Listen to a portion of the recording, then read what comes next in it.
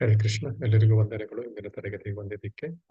ಇಂದಿನ ತರಗತಿ ನಾವು ಮಂಗಳಾಚರಣೆಯೊಂದಿಗೆ ಪ್ರಾರಂಭ ಮಾಡೋಣ.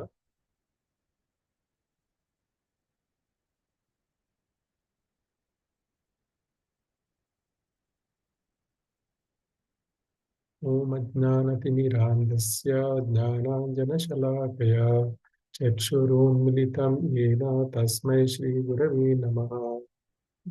ಚೈತನ್ಯಮನೋಭೀಷ್ಟಂ ಸ್ಥಾಪಿತಂ ಯೇನ ಭೂತಲೆ ಸ್ವಯಂ ರೂಪ ಗದಾ ದೃಶ್ಯಂ ದದಾತಿ ಸ್ವಪದಾಂತಿಕಂ.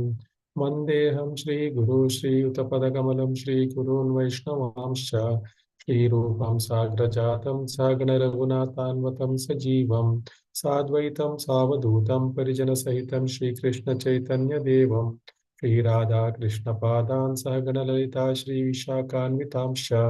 हे कृष्णा करुणा सिंधु दीनबंधु जगतपते गोपेश गोपिका कांता राधा कांता नमोस्तुते. तप्त कांचन गौरांगी राधे वृंदावनेश्वरी वृषभानुसुते देवी प्रणमामि हरिप्रिये. वाञ्छाकल्पतरुभ्यश्च कृपा सिन्धुभ्य एव च पतितानां पावनेभ्यो वैष्णवेभ्यो नमो नमः. नमो विष्णुपादाय कृष्णपृष्ठाय भूतले श्रीमते भक्तिवेदांत स्वामिनिति नामिने. नमस्ते सरस्वती देवे गौरवाणी प्रचारिणे निर्विशेष शून्यवादी पाश्चात्य देशतारिणे. जय श्री कृष्ण चैतन्य प्रभु नित्यानंद श्री अद्वैत गदाधर श्रीवासादि गौर भक्तवृंद. हरे कृष्णा कृष्ण कृष्ण हरे हरे हरे राम राम राम हरे हरे. हरे कृष्ण.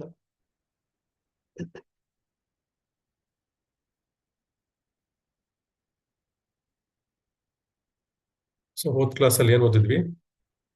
11ನೇ ಶ್ಲೋಕ ಕಂಪ್ಲೀಟ್ ಆಗಿದೆ ಅಲ್ವಾ? ಹರೇ ಕೃಷ್ಣ.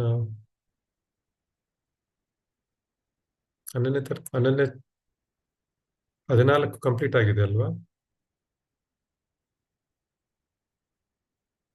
ಹರೇ ಕೃಷ್ಣ, ವಾಯ್ಸ್ ಕೇಳಿಸ್ತಾ ಇದೆಯಾ? ಕೇಳಿಸ್ತಾ ಇದೆ. ಕೇಳಿಸ್ತಾ ಇದೆಯಾ? ಸರಿ, ಥ್ಯಾಂಕ್ ಯು ಮಾತಾಜಿ. ಹರೇ ಕೃಷ್ಣ. 14ನೇ ಶ್ಲೋಕ ಕಂಪ್ಲೀಟ್ ಆಗಿದೆ ಅಲ್ವಾ? ಯಾವ ಶ್ಲೋಕ ಮಾಡ್ಬೇಕು ಇವತ್ತು?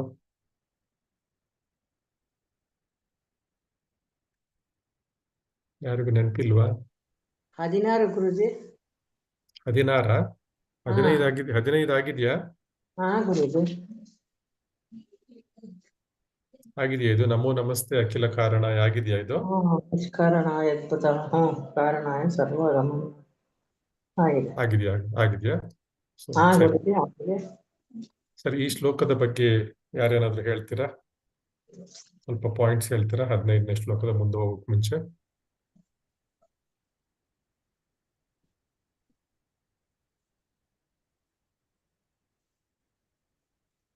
ಸ್ವಲ್ಪ ಎಲ್ರು 2 ಪಾಯಿಂಟ್ಸ್ ಹೇಳಿ. ಇದು ನಿಷ್ಕಾರಣ ಕಾರಣ ಏನ್ ಓದಿದ್ವಿ? ನಮೋ ನಮಸ್ತೆ ಅಖಿಲ ಕಾರಣಾಯ.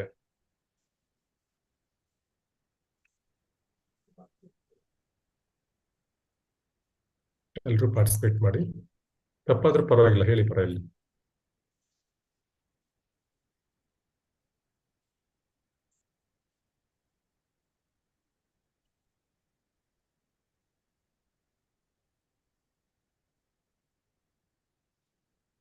ಹರೇ ಕೃಷ್ಣ.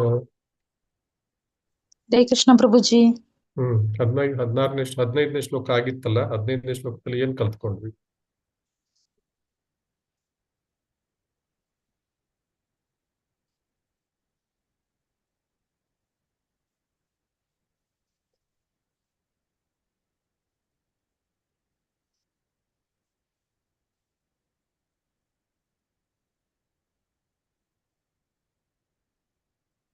ಶ್ಲೋಕ ಕಾಣಿಸ್ತಾ ಇದೆಯಲ್ಲ ಎಲ್ರಿಗೂ? ಸ್ಕ್ರೀನ್ ಶೇರ್ ಕಾಣಿಸ್ತಾ ಇದೆಯಲ್ಲ? ಹ್ಞೂ ಗುರುಜಿ, ಕಾಣಿಸ್ತಾ ಇದೆ. ನೆನ್ಪು ಮಾಡ್ಕೊಂಡು ಹೇಳಿ ಸ್ಕ್ರೀನ್ ಅಲ್ಲಿ. ಮೊನ್ನೆ ಏನ್ ಓದಿದ್ವಿ ಲಾಸ್ಟ್ ವೀಕ್?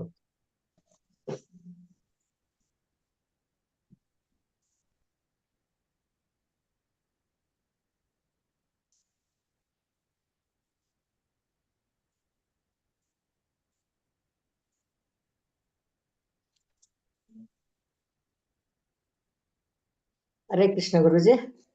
ಯಾರಾದ್ರೂ ಒಬ್ರು ಶುರು ಮಾಡಿ. ಎಲ್ರು ಹೇಳ್ಬೇಕು, ಎಲ್ರು ಪಾರ್ಟಿಸಿಪೇಟ್ ಮಾಡಬೇಕು. ದೇವೋತ್ತಮ ಪುರುಷನ ಅವನ ಅದ್ಭುತ ಕಾರಣ ಅಂತ ವರ್ಣಿಸಿದರೆ ಹ್ಮ್ ಅವನಿಂದ ಅಪರಿಮಿತ ಉದ್ಗಮಗಳು ಆಗುತ್ತೆ. ಹ್ಮ್ ಮತ್ತೆ ಅವನು ಯಾವಾಗ್ಲೂ ಪೂರ್ಣನಾಗಿಯೇ ಉಳಿದುಕೊಂಡಿರ್ತಾನೆ. ಓಕೆ ಅವನು ಅದ್ಭುತನಾಗಿರ್ತಾನೆ. ಅವನ ಲೌಕಿಕ ಪ್ರಪಂಚದಲ್ಲಿ ಅವನ ಅನುಭವದ ಪ್ರಕಾರ ಹ್ಮ್ ಉದಾಹರಣೆಗೆ ಬ್ಯಾಂಕ್ನಲ್ಲಿ 10 ಲಕ್ಷ ರೂಪಾಯಿ ಇಟ್ಟಿದ್ದರೆ ಹ್ಮ್ ಬ್ಯಾಂಕ್ನಿಂದ ನಾವು ನಾವು ದುಡ್ಡು ತಗೊಳ್ತಾ ಹೋದ್ರೆ ಅದು ಖಾಲಿ ಆಗುತ್ತೆ. ಹ್ಮ್ ಆದ್ರೆ ಹ್ಮ್ ದೇವೋತ್ತಮ ಪರಪುರುಷ ಎಷ್ಟು ಸಂಪೂರ್ಣನೆಂದರೆ ಅವನು ಎಷ್ಟು ಅಸಂಖ್ಯಾತ ದೇವೋತ್ತಮ ಪುರುಷರು ಅವನಿಂದ ವಿಸ್ತೃತಗೊಂಡ್ರು ಅವನು ಅದೇ ದೇವೋತ್ತಮ ಪರಮ ಪುರುಷನಾಗಿ ಉಳಿದಿರ್ತಾನೆ. ಹ್ಮ್ ಅವನು ಯಾವಾಗ್ಲೂ ಪೂರ್ಣವಾಗಿರ್ತಾನೆ. ಅವನೇ ಹ್ಮ್ ಅದ್ಭುತ. ಸೊ ಅದ್ಭುತ ಅಂತ ಯಾಕೆ ಹೇಳ್ತಾರೆ ಭಗವಂತನನ್ನ? ಅದ್ಭುತ ಅಂತಂದ್ರೆ ಅವನು ಪೂರ್ಣಸ್ಯ ಪೂರ್ಣಂ ಆದಾಯ ಪೂರ್ಣಂ. ಎಷ್ಟು ಅವನು ಇದ್ ಮಾಡಿದ್ರು ಅವನು ಕ್ಷೀಣಿಸಲ್ಲ. ಹ್ಮ್ ಅವನು ಎಷ್ಟೇ ಅವನಿಂದ ವಿಸ್ತೃತಗೊಂಡ್ರು ಅವನು ಅದೇ ದೇವೋತ್ತಮ ಪರಮ ಪುರುಷನಾಗೆ ಉಳಿದಿರ್ತಾನೆ. ಹ್ಮ್ ನಮ್ ಖಾಲಿ ಅವನ್ ಯಾವ್ದೋ ಒಂದು ಖಾಲಿ ಆಯ್ತು ಕಡಿಮೆ ಆಯ್ತು ಅನ್ನೋದು ಯಾವ್ದೂ ಇಲ್ಲ, ಸರಿ ಪೂರ್ಣವಾಗಿರುತ್ತೆ. ಅದಕ್ಕೆ ಹ್ಮ್ ಅವನನ್ನ ಅದ್ಭುತ ಕಾರಣ ಗೋವಿಂದಂ ಆದಿಪುರುಷಂ ತಮಹಂ ಹ್ಮ್ ಭಜಾಮಿ. ಓಕೆ ಮತ್ತೆ ಮತ್ತೆ ಈ ಆಮೇಲೆ ಲೌಕಿಕ ಪ್ರಪಂಚದಲ್ಲಿ ಕೂಡ ಅವನು ಹ್ಮ್ ಇವಾಗ ಎಕ್ಸಾಂಪಲ್ಗೆ ಸೂರ್ಯನ ಅವನು ಎಷ್ಟೋ ವರ್ಷಗಳಿಂದ ಅಸ್ತಿತ್ವದಲ್ಲಿ ಇರ್ತಾನೆ. ಹ್ಮ್ ಅವನು ಮೊದಲಿಂದಲೂ ಫಸ್ಟಿಂದಲೂ ಶಾಖ ಬೆಳಕನ್ನು ಕೊಡ್ತಿರ್ತಾನೆ. ಹ್ಮ್ ಮತ್ತೆ ಅವನು ಯಾವಾಗ್ಲೂ ನಾನು ಶಕ್ತಿ ಕಳ್ಕೊಂಡಿದೀನಿ ಅಂತ ಅವನು ಯಾವಾಗ್ಲೂ ಅವನು ಬದಲಾವಣೆ ಹೊಂದೋದು ಕಮ್ಮಿ ಆಗೋದು ಯಾವುದೂ ಇಲ್ಲ. ಹ್ಮ್ ಅದೇ ತರ ಕೃಷ್ಣನ ಬಗ್ಗೆ ಹೇಳೋದೇನು ಅಂದ್ರೆ ಅವನು ನಿರಂತರವಾಗಿ ಅವನು ಉದ್ಭವಿಸ್ತಲೇ ಇರ್ತಾನೆ. ಹ್ಮ್ ಅವನ ಮೂಲ ರೂಪವನ್ನು ಉಳಿಸ್ಕೊಂಡಿರ್ತಾನೆ. ಹ್ಮ್ ಹಾಗಾಗಿ ಪ್ರತಿ ಒಂದು ಅದು ನನ್ನಿಂದನೇ ಉದ್ಭವ ಆಗುತ್ತೆ ಮತ್ತೆ ಕೃಷ್ಣನಿಂದ ಅವನು ನಿರಂತರವಾಗಿ ಉದ್ಭವ ಆಗುತ್ತಾನೇ ಇರುತ್ತೆ. ಅವನು ಅದೇ ಸರಿ ಕೃಷ್ಣನಾಗೆ ಉಳಿದಿರ್ತಾನೆ. ಆದ್ದರಿಂದ ಅವನಿಗೆ ಲೌಕಿಕ ಬಂಧನ ಪಾರಾಗಬೇಕೆಂದು ಬಯಸುವ ಎಲ್ಲಾ ದಿವ್ಯವಾದಿಗಳು ಅವನನ್ನು ಆಶ್ರಯ ಮಾಡ್ಕೊಂಡಿರ್ತಾರೆ. ಸರಿ ಹರಿ ಕೃಷ್ಣ. ಇನ್ಯಾರಾದ್ರೂ ಆ್ಯಡ್ ಮಾಡ್ತೀರಾ ಮಾತಾಜಿ ಹೇಳಿದ್ದಕ್ಕೆ?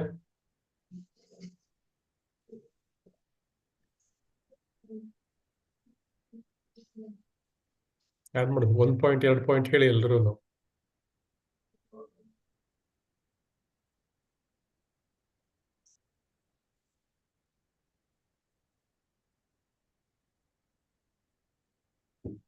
ಇಲ್ಲಿ ಯಾರು ಹೇಳಲ್ಲ ಅಂದ್ರೆ ಈಗ ನಾನೇ ಹೇಳಬೇಕಾಗತ್ತೆ. ಸೊ ಇಲ್ಲಿ ಭಗವಂತನಿಗೆ ಗಜರಾಜ ಹೇಳ್ತಾ ಇದ್ದಾನೆ, ಗಜೇಂದ್ರ, ನನ್ನ ಪ್ರಭುವೇ, ನೀನು ಸಕಲ ಕಾರಣಗಳಿಗೂ ಕಾರಣನಾಗಿದ್ದೀಯ. ಆದ್ರೆ ನಿನಗೆ ಸ್ವತಃ ಯಾವುದೇ ಕಾರಣ ಇಲ್ಲ. ಸೊ ಅದಕ್ಕೋಸ್ಕರ ಭಗವಂತನನ್ನು ಅದ್ಭುತ ಕಾರಣ ಅಂತ ಕರೀತಾರೆ. ಅವನಿಗೆ ಸ್ವತಃ ಯಾವುದೇ ಕಾರಣ ಇಲ್ಲ, ಅದಕ್ಕೋಸ್ಕರ ಅದ್ಭುತ ಕಾರಣ. ಸಕಲ ವೈದಿಕ ಶಾಸ್ತ್ರಗಳ ಜ್ಞಾನಕ್ಕೆ ಭಗವಂತ ಆಶ್ರಯ ಆಗಿರ್ತಾನೆ ಮತ್ತು ಮೋಕ್ಷವನ್ನು ದಯಪಾಲಿಸುವುದರಲ್ಲಿ ಭಗವಂತ ಪರಮಾಶ್ರಯ. ಕೊನೆಗೆ ಎಲ್ರಿಗೂ ಆಶ್ರಯ ಭಗವಂತನೇ. ಸೊ ಅದರಿಂದ ಅಂತಹ ಭಗವಂತನಿಗೆ ಗಜೇಂದ್ರ ಹೇಳ್ತಾ ಇದ್ದಾನೆ, ನನ್ನ ಗೌರವ ಪೂರ್ವಕ ನಮನಗಳನ್ನು ಸಲ್ಲಿಸುತ್ತೇನೆ ಅಂತ ಹೇಳ್ತಾ ಇದ್ದಾನೆ. ಸೊ ಈ ಶ್ಲೋಕದಲ್ಲಿ 15ನೇ ಶ್ಲೋಕದಲ್ಲಿ ಎಲ್ಲರೂ ಮರ್ತೋಗಿದ್ದೀರಾ ಅನ್ಸುತ್ತೆ, ಸ್ವಲ್ಪ ರಿವೈಸ್ ಮಾಡ್ತೀನಿ. ಸೊ ಎಲ್ಲರೂ ನೆನ್ಪಿಟ್ಕೊಳ್ಬೇಕು. ಅದರಿಂದ ಅದು ಶ್ಲೋಕದ ಭಾವಾರ್ಥ ನೋಡಿದ ತಕ್ಷಣ ನೆನಪಿಗೆ ಬರಬೇಕು ಏನು ಓದಿದೀವಿ ಅಂದ್ಬಿಟ್ಟು. ಜೊತೆಗೆ ಎಲ್ಲರ ಹತ್ರ ಪುಸ್ತಕಗಳಿದೆಯಲ್ಲ, ಸೊ ಪುಸ್ತಕಗಳ ಮೂಲಕವಾಗಿ ಆದ್ರೂ ನೀವುಗಳು ನೆನ್ಪಿಟ್ಕೋಬೇಕು. ಅನುವಾದ ಶ್ಲೋಕ ನೋಡಿದ ತಕ್ಷಣ ಅಟ್ಲೀಸ್ಟ್ ಒಂದು ಹೋದ ವಾರ ಏನ್ ಕಲ್ತಿದ್ವಿ ಅನ್ನೋದು ಒಂದು ಚೂರಾದ್ರೂ ನೆನಪಿಗೆ ಬರಬೇಕು. 1 ಪಾಯಿಂಟ್ 2 ಪಾಯಿಂಟ್ ಆದ್ರೂ ನೆನಪಿಗೆ ಬರಬೇಕು. ಇಲ್ಲ ಅಂದ್ರೆ ನಾವು ಈ ಕ್ಲಾಸ್ ಅಟೆಂಡ್ ಮಾಡಿ ಏನು ಅಷ್ಟು ನಮ್ಗೆ ಸುಖ ಇಲ್ಲ. ಹಾಗೆ ನಮ್ಗೆ ಇಲ್ಲಿ ಭಗವಂತ ಅದ್ಭುತ ಕಾರಣತ್ವ ಅಂತ ಹೇಳ್ತಾರೆ. ಭಗವಂತನು ಎಲ್ಲದಕ್ಕೂ ಕಾರಣ. ಆದ್ರೆ ನಮ್ಮ ಭೌತಿಕ ಅನುಭವದಲ್ಲಿ ಮೂಲದಿಂದ ಏನಾದ್ರೂ ಹೊರಗಡೆ ತೆಗೆದ್ರೆ ಅದು ಮೂಲ ಕಡಿಮೆ ಆಗ್ಬಿಡುತ್ತೆ. ಅದರಿಂದ ಉದಾಹರಣೆಗೆ ಇದು ಬ್ಯಾಂಕ್ ಎಕ್ಸಾಂಪಲ್ ಕೊಟ್ಟರು ಮಾತಾಜಿಯವರು. ಸುಮಾರು ಒಂದು ಅಮೌಂಟ್ ಸ್ವಲ್ಪ ತಗೊಂಡ್ರೆ ಅದು ಕಡಿಮೆ ಆಗ್ತಾ ಹೋಗ್ಬಿಡುತ್ತೆ. ಆದ್ರೆ ಸೂರ್ಯ ಹಾಗಲ್ಲ. ಉದಾಹರಣೆಗೆ ಒಂದು ಸೂರ್ಯನನ್ನು ತಗೊಂಡಿದ್ದಾರೆ. ಈ ಸೂರ್ಯನಲ್ಲಿ ಹೇಗೆ ಅಂದ್ರೆ ಬ್ರಹ್ಮಾಂಡ ಯಾವಾಗ ಶುರುವಾಗಿರುತ್ತೋ, ಅಂದ್ರೆ ಪ್ರತಿ ಬ್ರಹ್ಮಾಂಡಕ್ಕೂ ಆಯುಷ್ ಇದೆ ಅಲ್ವಾ. ಸೊ ಬ್ರಹ್ಮಾಂಡ ಯಾವಾಗ ಶುರುವಾಗುತ್ತೆ, ಬ್ರಹ್ಮಾಂಡ ಪರಮಾತ್ಮ ಯಾವಾಗ ಉಸಿರನ್ನು ಹೊರಗಡೆ ಬಿಡ್ತಾನೆ, ಆ ಉಸಿರಿನಿಂದ ಬ್ರಹ್ಮಾಂಡಗಳು ಇದಾಗುತ್ತೆ, ಕ್ರಿಯೇಟ್ ಆಗುತ್ತೆ. ಮತ್ತೆ ಭಗವಂತ ಯಾವಾಗ ಕಾರಣೋದಕಶಾಹಿ ವಿಷ್ಣು ಭಗವಂತ ಯಾವಾಗ ಉಸಿರನ್ನು ಒಳಗಡೆ ತಗೊಳ್ತಾನೆ, ಎಲ್ಲ ಬ್ರಹ್ಮಾಂಡಗಳು ಭಗವಂತನಲ್ಲಿ ಹೊರಟೋಗ್ತವೆ. ಸೊ ಈ ರೀತಿಯಾಗಿ ಈ ಬ್ರಹ್ಮಾಂಡಗಳು ಡಿಸ್ಟ್ರಾಯ್ ಆಗ್ತಾ ಇರ್ತವೆ. ಸೊ ಈ ಬ್ರಹ್ಮಾಂಡಗಳು ಯಾವಾಗ ಉದಯಿಸುತ್ತೋ ಅವಾಗ ಸೂರ್ಯ ಬರ್ತಾನೆ, ಮತ್ತೆ ಬ್ರಹ್ಮಾಂಡ ಮುಗಿಯುವವರೆಗೂ ಸೂರ್ಯ ಇರ್ತಾನೆ. ಅದರಿಂದ ಅವನಲ್ಲಿ ಏನೂ ಕಡಿಮೆ ಆಗಲ್ಲ, ಅವನ ಶಕ್ತಿಯಲ್ಲಿ ಯಾವುದೇ ರೀತಿಯ ಕಡಿಮೆ ಆಗುದಿಲ್ಲ. ಕೇವಲ ಒಂದು ಸೂರ್ಯನ ಶಕ್ತಿಯಲ್ಲಿ ಯಾವುದೇ ಕಡಿಮೆ ಆಗುದಿಲ್ಲ ಅಂದ್ರೆ ಇಷ್ಟು ಸಾವಿರಾರು ಲಕ್ಷಾಂತರ ಕೋಟ್ಯಾಂತರ ವರ್ಷಗಳು ಇದ್ರೂ ಕೂಡ ಏನು ಕಡಿಮೆ ಆಗಲ್ಲ. ಅಂದ್ರೆ ಬ್ರಹ್ಮನ 100 ವರ್ಷ, ಬ್ರಹ್ಮನ 100 ವರ್ಷ ಅಂದ್ರೆ ಎಷ್ಟು ಟ್ರಿಲಿಯನ್ ವರ್ಷಗಳಲ್ವಾ ನಾವು ಆಗ್ಲಿ ತಿಳ್ಕೊಂಡಿದೀವಿ, ಎಷ್ಟೊಂದು ಟ್ರಿಲಿಯನ್ ವರ್ಷಗಳು ಅಂತ. ಅಂದ್ರೆ 1,000 ಕಲ್ಪಗಳು ಅಂದ್ರೆ ಬ್ರಹ್ಮನ ಒಂದು ದಿನ, ಇನ್ನೊಂದು 1,000 ಕಲ್ಪಗಳು ಅಂದ್ರೆ ಬ್ರಹ್ಮನ ಒಂದು ರಾತ್ರಿ. ಅಂದ್ರೆ 24 ಗಂಟೆ ಭಗವಂತನ ಮುಗಿಬೇಕು ಅಂದ್ರೆ ಸುಮಾರು 2,000 ಕಲ್ಪಗಳು ಆಗೋಗುತ್ತೆ. 2,000 ಕಲ್ಪಗಳು ಅಂದ್ರೆ 2,000 ಇಂಟು 4 ಯುಗಗಳು. ಒಂದು ಯುಗದಲ್ಲಿ ಒಂದು ಕಲ್ಪ ಅಂದ್ರೆ ಒಂದು ಯುಗ ಅಲ್ವಾ. ಸೊ ಒಂದು ಕಲ್ಪ ಅಂದ್ರೆ 4 ಯುಗ ಅಲ್ವಾ, 4 ಯುಗಗಳು. ಸೊ ಈ 4 ಯುಗಗಳು 2,000 ಅಂತಹ ಕಲ್ಪಗಳು ಮುಗಿದ ಮೇಲೆ ಭಗವಂತನ ಬ್ರಹ್ಮದೇವರ 24 ಗಂಟೆ ಮುಗಿಯುತ್ತೆ. ಸೊ ಈ ರೀತಿಯಾಗಿ ಅವನು 2,000 ಕಲ್ಪಗಳು ಇಂಟು 365 ಇಂಟು 100 ವರ್ಷ, ಎಷ್ಟು ವರ್ಷ ಅವನಂದ್ರೆ ಸುಮಾರು ಟ್ರಿಲಿಯನ್ ವರ್ಷಗಳಾಗುತ್ತೆ, ಅಷ್ಟು ವರ್ಷ ಬದುಕ್ತಾನೆ. ಸೊ ಅಷ್ಟು ವರ್ಷಗಳು ಕೂಡ ಈ ಸೂರ್ಯನ ಬೆಳಕು ನಮ್ಗೆ ಸಿಗ್ತಾ ಇರುತ್ತೆ. ಸೂರ್ಯನ ಬೆಳಕು ಯಾವಾಗ ಸಿಗುತ್ತೆ ನಮ್ಗೆ? ಈ 1,000 ಕಲ್ಪಗಳು ಮುಗಿಯುವವರೆಗೆ ನಮ್ಗೆ ಸೂರ್ಯನ ಬೆಳಕು ಸಿಗುತ್ತೆ. ಸೊ 1,000 ಕಲ್ಪ ಆದ್ಮೇಲೆ ಬ್ರಹ್ಮನ ರಾತ್ರಿ ಆದಾಗ ಏನಾಗುತ್ತೆ? ಪಾರ್ಷಿಯಲ್ ಡಿಸ್ಟ್ರಕ್ಷನ್ ಆಗುತ್ತೆ ಅಂತೆ, ಸ್ವಲ್ಪ ಪ್ರಳಯ ಆಗುತ್ತೆ, ಅರ್ಧ ಪ್ರಳಯ, ಅರೆ ಪ್ರಳಯ ಆಗುತ್ತೆ. ಅರೆ ಪ್ರಳಯದಲ್ಲಿ ಏನಾಗುತ್ತೆ? ಬ್ರಹ್ಮನಿಗಿಂತ ಕೆಳಗಡೆ ಇರೋದೆಲ್ಲ ಡಿಸ್ಟ್ರಾಯ್ ಆಗ್ಬಿಡುತ್ತೆ. ಅವಾಗ ಸೂರ್ಯನು ಹೊರಟೋಗ್ತಾನೆ. ಅಂದ್ರೆ ಸೂರ್ಯ 1,000 ಕಲ್ಪಗಳು ನಮ್ಗೆ ಬೆಳಕನ್ನು ಕೊಡ್ತಾ ಇರ್ತಾನೆ. ಅಂದ್ರೆ 1,000 ಕಲ್ಪಗಳು ಅಂದ್ರೆ 1,000 ಇಂಟು 4 ಯುಗಗಳು, ಅಂದ್ರೆ 4,000 ಯುಗಗಳು ಕಂಪ್ಲೀಟ್ ಕಳಿ. ಸೊ ಅಂತಹ 4,000 ಯುಗಗಳು ಅಷ್ಟು ಕೊಡ್ತಾನೆ ಅರ್ಜುನ್, ಸೂರ್ಯ ಕೊಡ್ತಾನೆ. ಸೂರ್ಯನಿಗೆ ಅಷ್ಟು ಶಕ್ತಿ ಇದೆ ಅಂದ್ರೆ ಭಗವಂತನಿಗೆ ಇನ್ನಷ್ಟು ಶಕ್ತಿ ಇರುತ್ತಲ್ವಾ. ಸೊ ಕೃಷ್ಣ ಪೂರ್ಣ ಆಗಿರೋದ್ರಿಂದ ಅವನ ಅಸಂಖ್ಯಾತ ಪೂರ್ಣ ಅವತಾರಗಳು. ಈ ಸೂರ್ಯನಿಂದ ಕೋಟ್ಯಾಂತರ ವರ್ಷಗಳಿಂದ ಬೆಳಕು ಶಾಖ ಕಂಟಿನ್ಯೂಸ್ ಬರ್ತಾನೆ ಇದ್ರೆ ಅದ್ರ ಏನು ಕಡಿಮೆ ಆಗಿಲ್ಲ. ಸೊ ಅದೇ ರೀತಿ ಇನ್ನೊಂದು ಪಾಯಿಂಟ್ ಇಲ್ಲಿ ಏನ್ ಹೇಳ್ತಾ ಇದೆ ಅಂದ್ರೆ ಸರ್ವಾಗಮಮ್ಯಾಯ ಮಹಾರ್ಣವಾಯ ಅಂತ ಅಂದ್ರೆ ಈ ಶ್ಲೋಕದಲ್ಲಿ ಏನ್ ಹೇಳ್ತಾ ಇದ್ದಾರೆ? ಎಲ್ಲ ಜ್ಞಾನದ ನದಿಗಳು ಕೊನೆಗೆ ಹರಿಯುವ ಮಹಾಸಾಗರನೇ ಕೃಷ್ಣ. ಅಂದ್ರೆ ಯಾವ ಜ್ಞಾನದಿಂದ, ಅಂದ್ರೆ ಯಾವ ನದಿ ಸಮುದ್ರಕ್ಕೆ ಸೇರೋದಿಲ್ವೋ ಅದು ನದಿ ಲೆಕ್ಕಕ್ಕೆ ಬರೋದಿಲ್ಲ. ಎಲ್ಲಾ ನದಿಗಳು ಸಮುದ್ರಕ್ಕೆ ಸೇರ್ಲೇಬೇಕು. ಅದೇ ರೀತಿ ಎಲ್ಲಾ ಜ್ಞಾನದ ನದಿಗಳು ಅಂದ್ರೆ ಎಲ್ಲ ಈ ಮತಗಳು ಏನಿದಾವೆ, ಧರ್ಮಗಳು ಮತಗಳು ಏನಿದಾವಲ್ಲ, ಇವೆಲ್ಲವನ್ನು ನಮಗೆ ಕೃಷ್ಣನಲ್ಲಿ ನಮ್ಮನ್ನು ಕರ್ಕೊಂಡು ಹೋಗ್ಬೇಕು. ಯಾವ ಮಾರ್ಗ ನಮ್ಮನ್ನು ಕೃಷ್ಣನಲ್ಲಿಗೆ ಕರೆದುಕೊಂಡು ಹೋಗುವುದಿಲ್ಲವೋ ಅದು ಮಾರ್ಗವೇ ಅಲ್ಲ, ಅದು ಮತವೇ ಅಲ್ಲ, ಅದು ಧರ್ಮವೇ ಅಲ್ಲ. ಸೊ ಅದರಿಂದ ಈ ಶ್ಲೋಕದಲ್ಲಿ ಗಜೇಂದ್ರ ಏನ್ ಮಾಡ್ತಾನೆ? ಕೃಷ್ಣನಿಗೆ ತನ್ನ ಸಾರ್ವಭೌಮತ್ವವನ್ನು ಮತ್ತು ತನ್ನನ್ನು ಮುಕ್ತಗೊಳಿಸುವ ಭಗವಂತ ಅವನ ಸಾಮರ್ಥ್ಯವನ್ನು, ಕೃಷ್ಣನ ಸಾಮರ್ಥ್ಯವನ್ನು ಗುರುತಿಸಿ ಗಜೇಂದ್ರ ಅವನಿಗೆ ಶುದ್ಧ ಭಕ್ತಿಯಿಂದ ಶರಣಾಗತೆಯನ್ನು ಮಾಡ್ಕೊತಾ ಇದ್ದಾನೆ. ಸೊ ಇದರಲ್ಲಿ ಈ ತಾತ್ಪರ್ಯದಲ್ಲಿ ನಾವು ಶ್ರೀಕೃಷ್ಣನ ಸರ್ವೋಚ್ಚ ಸ್ಥಾನಮಾನ ಮತ್ತು ಅವನಿಗೆ ಶರಣಾಗತಿ ಆಗುವುದರ ಮಹತ್ವವನ್ನು ಬಲವಾಗಿ ಈ ಶ್ಲೋಕದಲ್ಲಿ ಹೇಳಲಾಗಿದೆ. ಸೊ ಇದರಲ್ಲಿ ಶುದ್ಧ ಭಕ್ತಿಯಿಂದ ನಾವು ಭಗವಂತನಲ್ಲಿ ನಾವು ಶರಣಾಗತರಾಗಬೇಕು. ಇನ್ಯಾರಿಗಾರು ಏನಾದ್ರು ಆಡ್ ಮಾಡ್ತೀರಾ 15ನೇ ಶ್ಲೋಕದಲ್ಲಿ? ಯಾಕಂದ್ರೆ ಬ್ರಹ್ಮದೇವರು ಹೇಳಿದ್ದಾರೆ ಬ್ರಹ್ಮ ಸಮಿತಿಯಲ್ಲಿ, ಈಶ್ವರ ಪರಮಃ ಕೃಷ್ಣ ಸಚ್ಚಿದಾನಂದ ವಿಗ್ರಹ ಅನಾದಿರಾದಿರ್ ಗೋವಿಂದ ಸರ್ವ ಕಾರಣ ಬ್ರಹ್ಮ ಸಮಿತಿಯಲ್ಲಿ ಹೇಳಿದ್ದಾರೆ. ಸೊ ಕೃಷ್ಣನೇ ಪರಮ ನಿಯಂತ್ರಕ. ಕೃಷ್ಣನ ಸ್ವತಃ ಭಗವದ್ಗೀತೆಯಲ್ಲೂ ಕೃಷ್ಣ ಸ್ವಯಂ ಹೇಳಿದ್ದಾನೆ, ಮತ್ತಃ ಸರ್ವಂ ಪ್ರವರ್ತತೆ, ಎಲ್ಲವೂ ನನ್ನಿಂದಲೇ ಹೊರಹೊಮ್ಮುತ್ತದೆ. ಭಗವದ್ಗೀತೆಯ 10ನೇ ಅಧ್ಯಾಯದ 8ನೇ ಶ್ಲೋಕದಲ್ಲಿ ಭಗವಂತ ಹೇಳಿದ್ದಾನೆ. ಆದ್ರಿಂದ ಮೋಕ್ಷಕ್ಕಾಗಿ ಎಲ್ಲರೂ ಕೂಡ ಶರಣಾಗತಿ ಏನು ಕೃಷ್ಣನಲ್ಲೇ ಆಗೋದು. ಆಶ್ರಯದ ಮಹತ್ವ ಏನು? ಆಧ್ಯಾತ್ಮಿಕ ಪಥದಲ್ಲಿ ಯಾರೇ ಇರ್ಲಿ ಎಲ್ಲರೂ ಕೂಡ ಕೃಷ್ಣನ ಆಶ್ರಯವನ್ನು ಪಡಿಬೇಕು. ಯಾರು ಆಧ್ಯಾತ್ಮಿಕ ಪಥದಲ್ಲಿ ಇಲ್ವೋ, ಯಾರಿಗೆ ಮೋಕ್ಷ ಬೇಕಿಲ್ವೋ ಅವರು ಇಲ್ಲೇ ಇರ್ಬೋದು. ಅವರು ಕೃಷ್ಣನ ಆಶ್ರಯ ಪಡೆದಿದ್ರು ಅವರಿಗೆ ಕೃಷ್ಣನ ಆಶ್ರಯ ಸಿಗುವುದಿಲ್ಲ. ಎಲ್ಲಿವರೆಗೂ ನಾವು ಇಚ್ಛೆ ಪಡೋದಿಲ್ವೋ ಅಲ್ಲಿವರೆಗೂ ಕೃಷ್ಣನ ಆಶ್ರಯ ನಮಗೆ ಭಗವಂತ ಫೋರ್ಸಬಲಿ ನಮಗೆ ತಲೆ ಮೇಲೆ ತಳ್ಳೋದಿಲ್ಲ. ಸೊ ಅದರಿಂದ ಇನ್ನೂ ಒಂದು ವಿಷಯ ಇದ್ರಲ್ಲಿ ಹೇಳ್ತಾ ಇದ್ದಾರೆ ಅಂದ್ರೆ ಅಕಾಮ ಸರ್ವಕಾಮವೋ ಮೋಕ್ಷ ಕಾಮ ಉದಾರದಿ. ಇನ್ನೊಂದು ಶ್ಲೋಕ ಶಿಲ ಪ್ರಭುಪಾದರು ಹೇಳಿದ್ದಾರೆ. ಅಂದ್ರೆ ಭಕ್ತರು ಏನೇ ಬಯಸ್ಲಿ, ಅವರು ಸರ್ವಕಾಮ ಇರ್ಲಿ, ಅಕಾಮ ಇರ್ಲಿ, ಮೋಕ್ಷ ಕಾಮ ಇರ್ಲಿ, ಏನೇ ಇರ್ಲಿ, ಅವರು ಪರಮ ಪುರುಷನನ್ನು ತೀವ್ರ ಭಕ್ತಿ ಯೋಗದಿಂದ ಪೂಜಿಸಿದರೆ ಅವನಿಗೆ ಭಗವಂತ ಎಲ್ಲವನ್ನು ಕೊಡ್ತಾನೆ. ಅವನು ಕಾಮನು ಕೊಡ್ತಾನೆ, ಸರ್ವಕಾಮಗಳನ್ನು ಪೂರ್ಣಯಿಸ್ತಾನೆ ಭಗವಂತ. ಪರಬ್ರಹ್ಮ ಅಥವಾ ಪರಂಧಾಮ, ಪರಮಾಶ್ರಯ ಎರಡಕ್ಕೂ ಕೃಷ್ಣನೇ ಆಶ್ರಯಧಾಮ. ಸೊ ಭಗವಂತ ಮತ್ತೆ ಇನ್ನೊಂದು ಹೇಳಿದಾನಲ್ಲ ಭಗವದ್ಗೀತೆಯಲ್ಲಿ, ಏತಾ ಮಾಂ ಪ್ರಪದ್ಯಂತೆ ತಾಂ ತಥೈವ ಭಜಾಮ್ಯಹಂ. ಯಾರು ನನ್ನನ್ನು ಹೇಗೆ ಶರಣಾಗ್ತರಾಗ್ತಾರೆ ಅವರ ಒಂದು ಮನಸ್ಥಿತಿಗೆ ತಕ್ಕಂತೆ ನಾನು ಪ್ರತಿಫಲವನ್ನು ಕೊಡ್ತಾನೆ. ಆದ್ರಿಂದ ಸರ್ವಕಾಮ ಇರ್ಬೋದು, ಅಕಾಮ ಇರ್ಬೋದು, ಮೋಕ್ಷ ಕಾಮ ಇರ್ಬೋದು, ಯಾರು ಯಾವುದೇ ಕಾಮಕ್ಕಾಗಿ ನಾವು ಭಗವಂತನನ್ನು ತೀವ್ರ ಭಕ್ತಿ ಯೋಗದಿಂದ ಪೂಜಿಸಿದ್ರೆ ಅವನು ನಿಜವಾಗಿಯೂ ಬುದ್ಧಿವಂತನು ಅಂತ ಶ್ರೀಲ ಪ್ರಭುಪಾದ ಹೇಳ್ತಾರೆ. ಕೊನೆಗೆ ವೇದಗಳ ಗುರಿಯೂ ಕೂಡ ಅದೇ. ವೇದಗಳ ಗುರಿಯನ್ನು ಭಗವಂತನನ್ನು ಅರ್ಥ ಮಾಡ್ಕೊಳ್ಳೋದು. ಅಂತಿಮ ಗುರಿ ಭಗವಂತನ, ವೇದಗಳ ಗುರಿ ಕೃಷ್ಣ. ವೇದೈಶ್ಚ ಸರ್ವೇ ಅಹಮೇವ ವೇದ್ಯ. ಸಕಲ ವೇದಗಳಿಂದ ತಿಳಿಯಬೇಕಾದದ್ದು ಕೂಡ ಕೃಷ್ಣನೇ, ಭಗವಂತನೇ. ಸೊ ಅಂತಿಮ ನಿರ್ಣಯ ಏನು ಅಂದ್ರೆ ಈ ಶ್ಲೋಕದಲ್ಲಿ ನಾವೇನ್ ತಿಳ್ಕೋಬಹುದು ಅಂದ್ರೆ, ಬುದ್ಧಿವಂತರಾದ ಆಧ್ಯಾತ್ಮಿಕವಾದಿಗಳು ಅಂದ್ರೆ ಆರ್ಯರು ಅಂತಿಮ ಗುರಿಯಾಗಿ ಕೃಷ್ಣನಿಗೆ ಸಂಪೂರ್ಣ ಶರಣಾಗ್ತಾರೆ. ಸೊ ಭಗವಂತ 18ನೇ ಪಾಯಿಂಟ್ 66ನೇ ಶ್ಲೋಕದಲ್ಲಿ ಹೇಳಿದಾನಲ್ಲ, ಯಾರು ನೆನಪಿದ್ಯಾ? ಭಗವದ್ಗೀತೆ 18.66. ಸರ್ವಧರ್ಮಾನ್ ಪರಿತ್ಯಜ್ಯ ಮಾಮೇಕಂ ಶರಣಂ ವ್ರಜ ಅಹಂ ತ್ವಾಂ ಸರ್ವ ಪಾಪೇಭ್ಯೋ ಮೋಕ್ಷಯಿಷ್ಯಾಮಿ ಮಾ ಶುಚಃ. ಸೊ ಇದನ್ನೇ ಗಜೇಂದ್ರ ಈ ಶ್ಲೋಕದಲ್ಲಿ ಕೂಡ ಅದರ ಒಂದು ಇಂಡೈರೆಕ್ಟ್ ಆಗಿ ಅದರ ಹಿಂಟೆ ಕೊಡ್ತಾ ಇದ್ರು. ಎಲ್ಲರನ್ನು ಬಿಟ್ಟು ಒಂದು ಬಂದವ್ರನ್ನ ಎಲ್ಲರನ್ನು ಬಿಡ್ತಾನೆ ಗಜೇಂದ್ರ. ಬಿಡೋರ್ಗು ಅವನಿಗೆ ಮೋಕ್ಷ ಸಿಗೋದಿಲ್ಲ.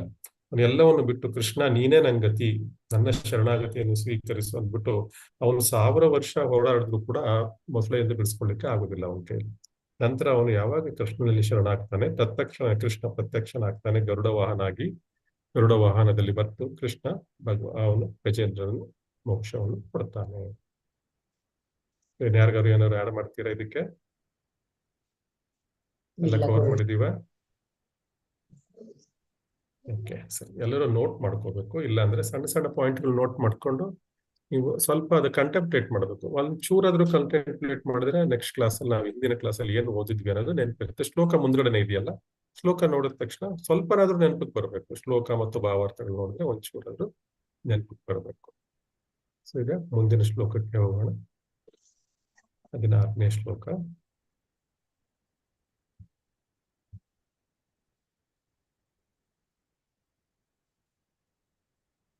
ಶ್ಲೋಕ 16. ಓದ್ಲಿಕ್ಕೆ ಎಷ್ಟು ಮನಸ್ಸಿದ್ದವ್ರು ಹ್ಯಾಂಡ್ ರೈಸ್ ಮಾಡಿ. ಎಲ್ಲರೂ ಓದಿದ್ರೆ ಚೆನ್ನಾಗಿರುತ್ತೆ. ಈಗ ಯಾರಿಗೆ ಮನಸ್ಸಿದೆ ಅವ್ರು ಹ್ಯಾಂಡ್ ರೈಸ್ ಮಾಡಿ. ಆಮೇಲೆ ನಾನು ಫಸ್ಟ್ ಓದ್ತೇನೆ, ಆಮೇಲೆ ರಿಪೀಟ್ ಮಾಡ್ತೇನೆ.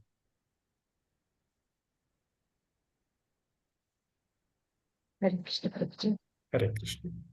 ಗುಣಾರಣಿ ಚನ್ನಚಿತ್ ಪುಷ್ಪಪಾಯ ತಥೋಕ್ಷೋಭ ವಿಸ್ಫೂಜಿತ ಮಾನಸಾಯ ನೈಷ್ಕರ್ಮ್ಯ ಭಾವೇನ ವಿವರ್ಜಿತ ಆಗಮ ಸ್ವಯಂ ಪ್ರಕಾಶಾಯ ನಮಃ ಕರೋಮಿ. ರಿಪೀಟ್ ಮಾಡೋಣ. ಗುಣಾರಣಿ ಚನ್ನಚಿತ್ ಪುಷ್ಪಪಾಯ ಗುಣಾರಣಿ ಗುಣಾರಣಿ ಚನ್ನಚಿತ್ ಪುಷ್ಪಪಾಯ ಗುಣಾರಣಿ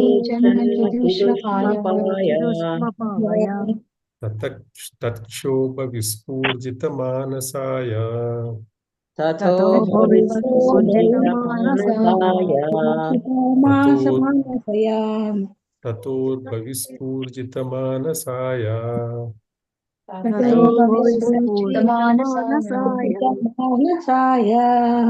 ಗುಣಾರಣಿ ಚನ್ನಚಿದುಷ್ಮಪಾಯ ತಥೋ ಭವಿಸ್ಫೂರ್ಜಿತ ಮಾನಸಾಯ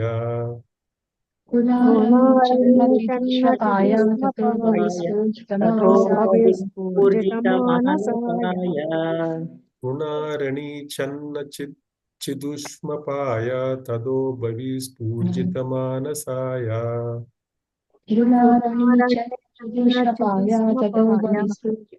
ಭವಿಸ್ಫೂರ್ಜಿತ ಮಾನಸಾಯ ನೈಷ್ಕರ್ಮ್ಯ ಭಾವೇನ ವಿವರ್ಜಿತಾಗಮ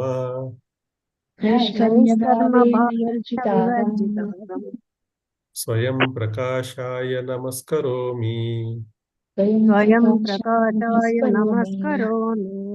ನೈಷ್ಕರ್ಮ್ಯ ಭಾವೇನ ವಿವರ್ಜಿತಾಗಮ ಸ್ವಯಂ ಪ್ರಕಾಶಾಯ ನಮಸ್ಕರೋಮಿ. ನೈಷ್ಕರ್ಮ್ಯ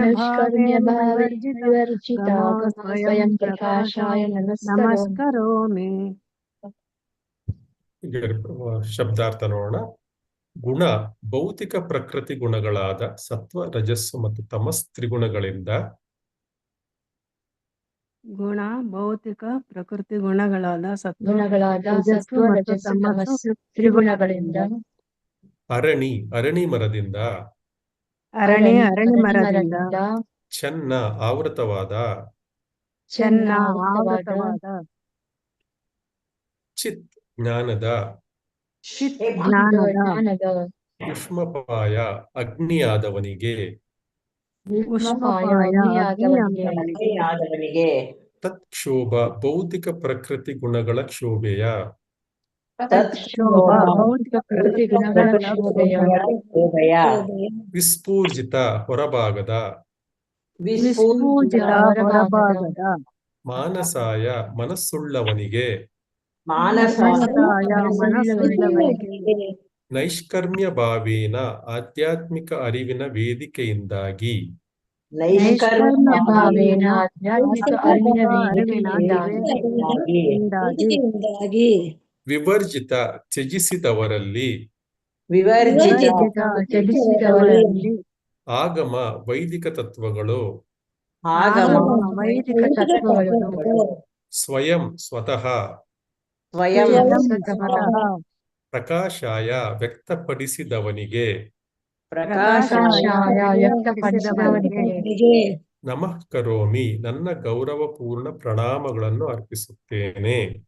ನಮಃ ಕರೋಮಿ ನನ್ನ ನನ್ನ ಗೌರವಪೂರ್ಣ ಪ್ರಣಾಮಗಳನ್ನು ಅರ್ಪಿಸುತ್ತೇನೆ. ಅನುವಾದ ಮತ್ತು ಭಾವಾರ್ಥ ಶ್ರೀಲ ಪ್ರಭುಪಾದರಿಂದ ಶ್ರೀಲ ಪ್ರಭುಪಾದರಿಗೆ ಜಯವಾಗಲಿ.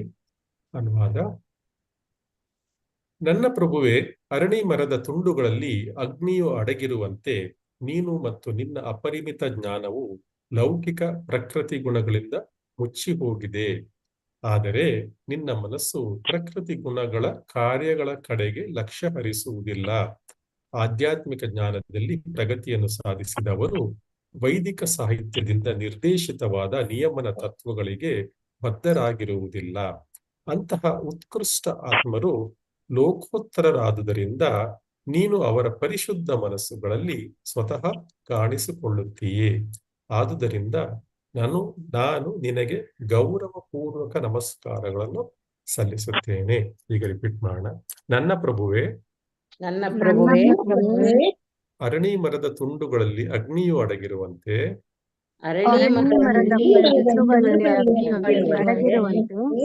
ನೀನು ಮತ್ತು ನಿನ್ನ ಅಪರಿಮಿತ ಜ್ಞಾನವು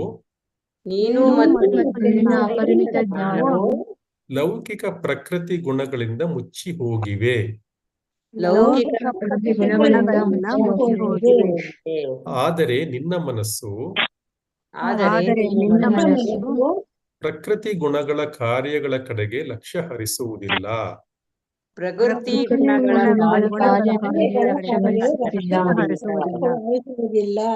ಆಧ್ಯಾತ್ಮಿಕ ಜ್ಞಾನದಲ್ಲಿ ಪ್ರಗತಿಯನ್ನು ಸಾಧಿಸಿದವರು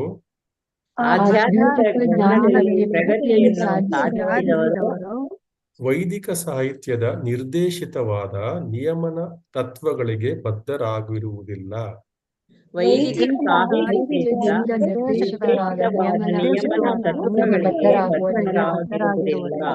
ಅಂತಹ ಉತ್ಕೃಷ್ಟ ಆತ್ಮರು ಲೋಕೋತ್ತರರಾದುದರಿಂದ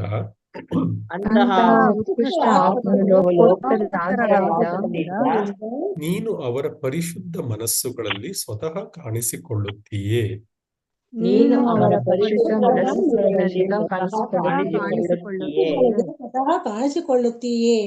ಆದುದರಿಂದ ನಾನು ನಿನಗೆ ನನ್ನ ಗೌರವಪೂರ್ವಕ ನಮಸ್ಕಾರಗಳನ್ನು ಸಲ್ಲಿಸುತ್ತೇನೆ.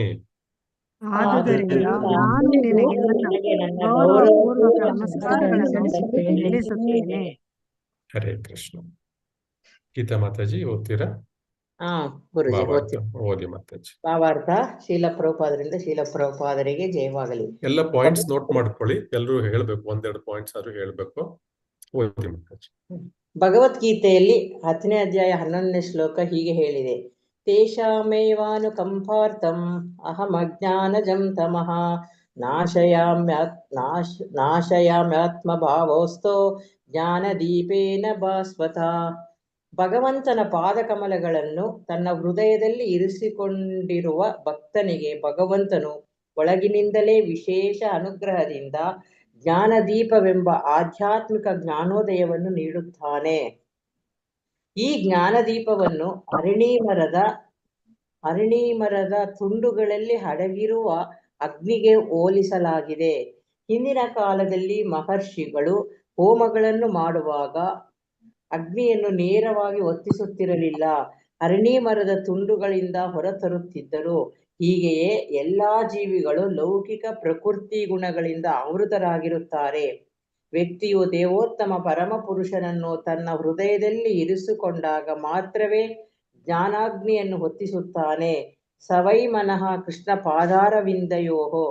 ವ್ಯಕ್ತಿಯು ಹೃದಯಾಂತರಾಳದಲ್ಲಿ ಸನ್ನಿಹಿತನಾಗಿರುವ ಕೃಷ್ಣನ ಪಾದಕಮಲಗಳನ್ನು ಗಂಭೀರವಾಗಿ ಪರಿಗ್ರಹಿಸಿದರೆ ಭಗವಂತನು ಸಕಲ ಅಜ್ಞಾನವನ್ನೂ ನಿವಾರಿಸುತ್ತಾನೆ. ಜ್ಞಾನ ದೀಪದಿಂದ ಪರಮಪ್ರಭುವಿನ ವಿಶೇಷ ಅನುಗ್ರಹದಿಂದ ವ್ಯಕ್ತಿಯು ತತ್ಕ್ಷಣವೇ ಪ್ರತಿಯೊಂದನ್ನು ಸರಿಯಾಗಿ ಅರ್ಥ ಮಾಡಿಕೊಳ್ಳುತ್ತಾನೆ, ಆತ್ಮ ಸಾಕ್ಷಾತ್ಕಾರವನ್ನು ಪಡೆಯುತ್ತಾನೆ. ಅಂದರೆ ವ್ಯಕ್ತಿಯು ಬಾಹ್ಯವಾಗಿ ಅಷ್ಟೇನೂ ವಿದ್ಯಾವಂತನಲ್ಲದಿದ್ದರೂ ಅವನ ಭಕ್ತಿ ಸೇವೆಯಿಂದಾಗಿ ದೇವೋತ್ತಮ ಪರಮಪುರುಷನು ಅವನಿಗೆ ಅಂತರಂಗದಲ್ಲಿಯೇ ಜ್ಞಾನೋದಯವನ್ನು ಉಂಟು ಮಾಡುತ್ತಾನೆ. ಹೀಗೆ ಭಗವಂತನು ಅಂತರಂಗದಲ್ಲಿಯೇ ಜ್ಞಾನೋದಯವನ್ನು ಉಂಟು ಮಾಡಿದರೆ ವ್ಯಕ್ತಿಯು ಅಜ್ಞಾನಿಯಾಗಿರುವುದು ಹೇಗೆ ಸಾಧ್ಯ?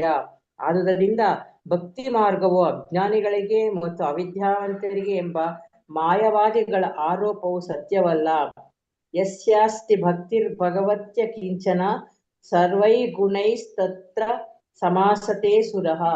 ಭಾಗವತ 5ನೇ ಸ್ಕಂದ 18ನೇ ಅಧ್ಯಾಯ 12ನೇ ಶ್ಲೋಕ. ವ್ಯಕ್ತಿಯು ಭಗವಂತನ ಶುದ್ಧ ಭಕ್ತನಾದರೆ ತನ್ನಿಂದ ತಾನೇ ಸಕಲ ಸದ್ಗುಣಗಳನ್ನು ಪ್ರಕಟಗೊಳಿಸುತ್ತಾನೆ.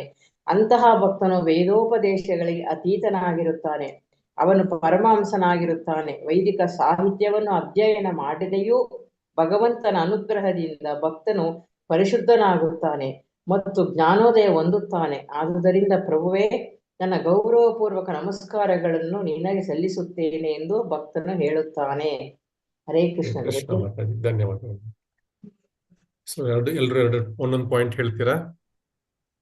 ಏನ್ ತಿಳಿತೀವಿ ಭಾವಾರ್ಥದಿಂದ, ಶ್ಲೋಕದಿಂದ ಮತ್ತು ಭಾವಾರ್ಥದಿಂದ? ನಮಗೆ ಏನು ಪಾಠ ಭಕ್ತರಿ?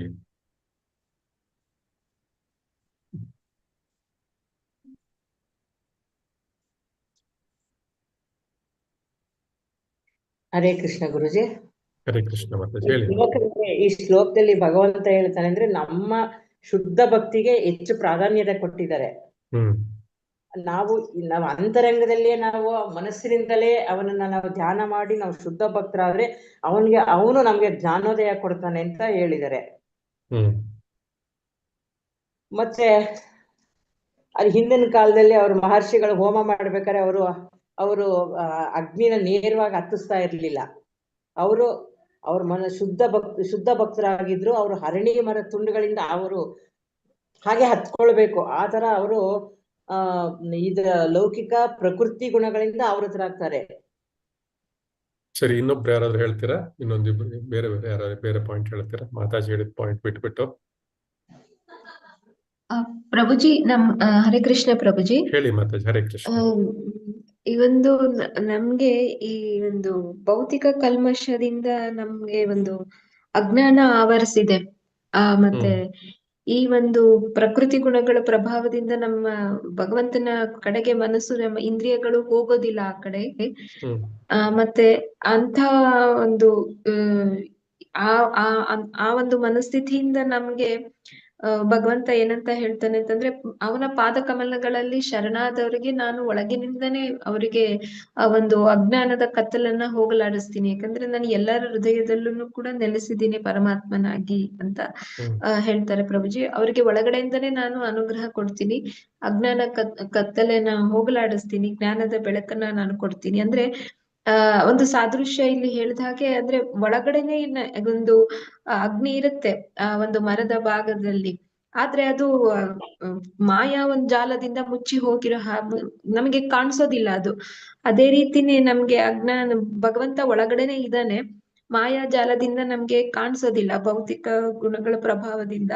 ಆದ್ರೆ ಶರಣಾದವರಿಗೆ ಮಾತ್ರ ನಾನು ಆ ಒಂದು ಕಲ್ಮಶವನ್ನ ತೊಡೆದು ಹಾಕ್ತೀನಿ, ಒಳಗಡೆಯಿಂದನೇ ಅವರಿಗೆ ಒಂದು ಪ್ರೇರಣೆನ ಕೊಡ್ತೀನಿ ನಾನು, ಅದ್ನ ಆಧ್ಯಾತ್ಮಿಕ ಜ್ಞಾನ ಅಂತ ಅದನ್ನ ಹೇಳ್ತಾರೆ ಪ್ರಭುಜಿ.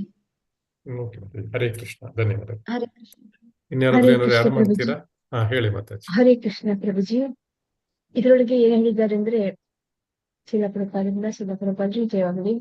ಅರಳಿ ಮರದ ತುಂಡುಗಳಲ್ಲಿ ಅಗ್ನಿಯು ಅಡಗಿರುವಂತೆ, ಅಂದ್ರೆ ಅರಳಿ ಮರದ ತುಂಡು ಒಳಗೆ ಅಗ್ನಿ ಹೇಳುವಂತದ್ದು ಅಡಗಿದೆ. ಹಾಗೆ ನಮ್ಮಲ್ಲಿ ಜ್ಞಾನ ಹೇಳುವಂತದ್ದು ಇದೆ.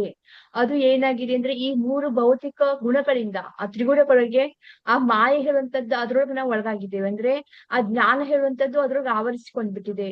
ಅದಕ್ಕಾಗಿ ನಾವ್ ಏನ್ ಮಾಡ್ಬೇಕು, ಆ ಜ್ಞಾನ ಹೇಳುವಂತದ್ದನ್ನ ನಾವು ಹೊರಗೆ ಹಾಕ್ಬೇಕು. ಅಂದ್ರೆ ನಾವೇನ್ ಮಾಡ್ಬೇಕು, ಆ ಪ್ರಕೃತಿಯ ಆ ಗುಣಗಳನ್ನು ನಾವು ಅದನ್ನ ಮೀರಿ, ಅಂದ್ರೆ ನಾವು ಆಧ್ಯಾತ್ಮಿಕ ಜ್ಞಾನ ಹೇಳುವಂತದ್ದಿದೆ, ಅದಕ್ಕೆ ನಾವು ನಮ್ಮ ಮನಸ್ಸನ್ನ ಕೇಂದ್ರೀಕರಿಸಬೇಕು. ಅಂದ್ರೆ ನಮ್ಮ ಮನಸ್ಸನ್ನ ಕೃಷ್ಣನಲ್ಲಿ ಕೇಂದ್ರೀಕರಿಸಬೇಕು.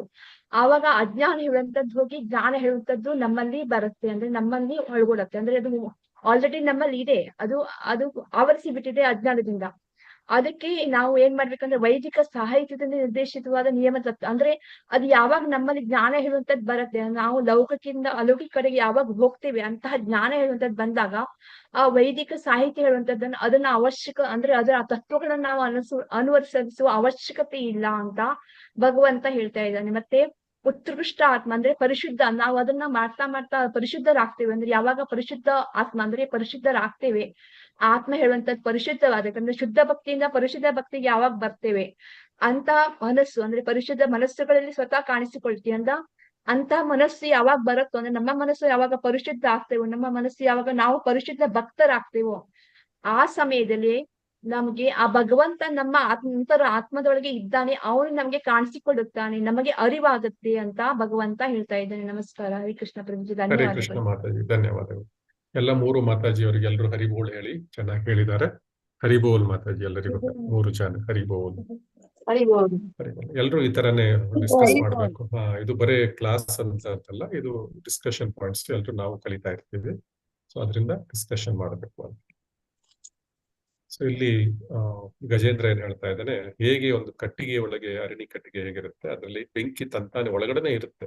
ಯಾವಾಗ ನಾವು ಅದನ್ನ ಉಜ್ಜುತ್ತೇವೆ ಅದರಿಂದ ಬೆಂಕಿ ಹೊರಡೆ ಬರುತ್ತೆ. ಸೊ ಅದೇ ರೀತಿ ನಾವು ಕೂಡ, ನಮ್ಮಲ್ಲಿ ಕೂಡ ಕೃಷ್ಣ ಭಗವಂತನ ಬಗ್ಗೆ ಜ್ಞಾನ ನಮ್ಮಲ್ಲಿ ಆಲ್ರೆಡಿ ಇದೆ.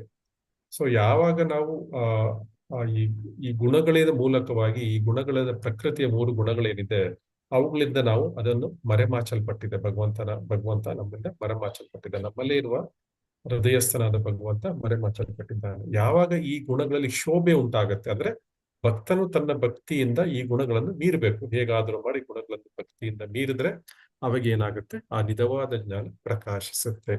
ಸೊ ಯಾವಾಗ ಪ್ರಕಾಶ ಆಗುತ್ತೆ, ನಾವು ಯಾವಾಗ ಶುದ್ಧ ಭಕ್ತಿ ಮಾಡ್ತೀವಿ, ಅವಾಗ ನಮ್ಗೆ ಈ ನೈಷ್ಕರ್ಮ್ಯ ಭಾವದಿಂದ ಹೊರಡೆ ಬರ್ತೀವಿ. ಮತ್ತೆ ಭಗವಂತ ಸ್ವಯಂ ಪ್ರಕಾಶಮಾನವಾಗಿ ನಮ್ಗೆ ಕಾಣಿಸುತ್ತಾನೆ. ಅಂತಹ ಭಗವಂತನಿಗೆ ನಾನು ವಂದಿಸುತ್ತೇನೆ ಅಂತ ಗಜೇಂದ್ರ ಹೇಳ್ತಾ ಇದ್ದ. ಇಲ್ಲಿ ನಮ್ಗೆ ಜ್ಞಾನದ ಅಡಚಣೆ ಏನು ಅಂದ್ರೆ, ಯಾಕೆ ಜ್ಞಾನ ಸಿಗ್ತಾ ಇಲ್ಲ ಅಂದ್ರೆ, ನಮ್ಗೆ ನಮ್ಮ ಪರಿಸ್ಥಿತಿ ಈ ಅರಣಿ ಕಟ್ಟಿಗೆಯಲ್ಲಿ ಅಡಗಿರುವ ಬೆಂಕಿಯಂತೆ ಆಗಿದೆ. ಅದಕ್ಕೆ ನಮ್ಗೆ ಜ್ಞಾನ ಸಿಗ್ತಾ ಇಲ್ಲ. ಈ ಅರಣಿ ಕಟ್ಟಿಗೆಯಲ್ಲಿರುವ ಬೆಂಕಿಯನ್ನು ಮುಚ್ಚಿರುವುದು ಯಾರು? ಪ್ರಕೃತಿಯ 3 ಗುಣಗಳು, ಸತ್ವ, ರಜಸ್ಸು ಮತ್ತು ತಮಸ್ಸುಗಳು.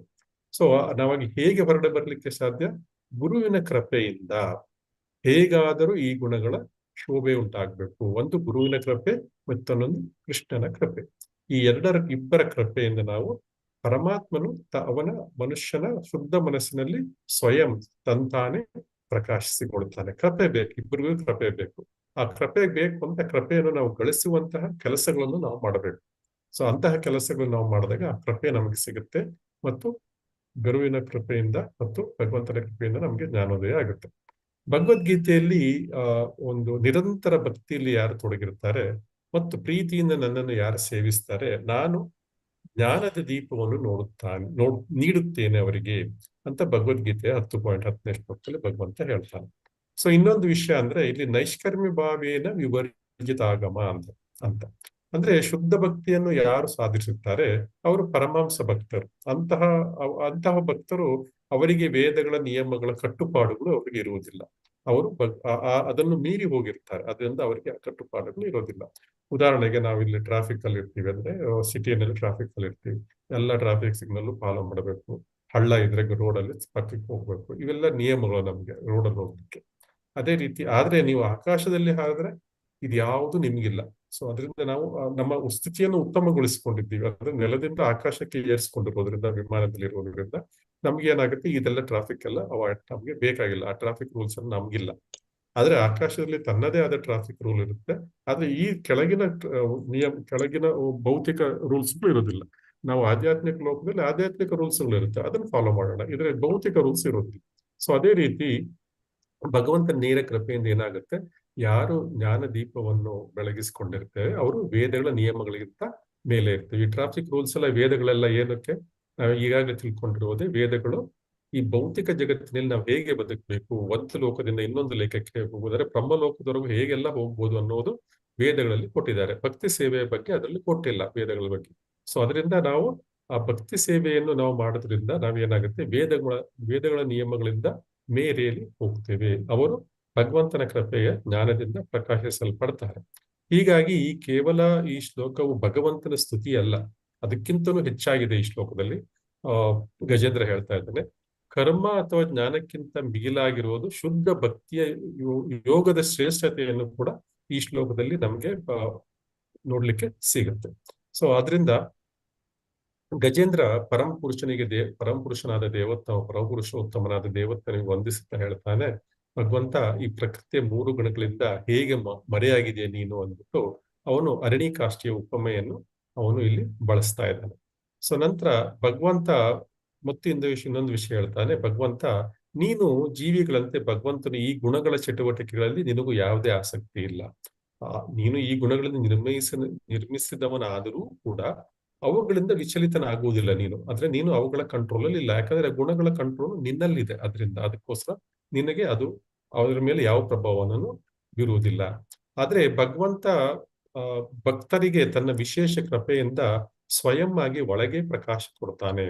ಸೊ ಅದರಿಂದ ಭಗವದ್ಗೀತೆಯಲ್ಲೂ ಈ ಪ್ರಮಾಣ ಇದೆ. 10.11ನೇ ಶ್ಲೋಕದಲ್ಲಿ ಭಗವದ್ಗೀತೆ ಒಂದು ಶ್ಲೋಕ ಇದೆ. ಅದರ ಮೇಲೆ ಭಗವಂತ ಹೇಳ್ತಾನೆ, ಆ ಭಕ್ತರ ಮೇಲೆ ಅನುಕಂಪದಿಂದ ನಾನು ಅವರ ಹೃದಯದಲ್ಲಿ ನೆಲೆಸಿ ಪ್ರಕಾಶಮಾನವಾದ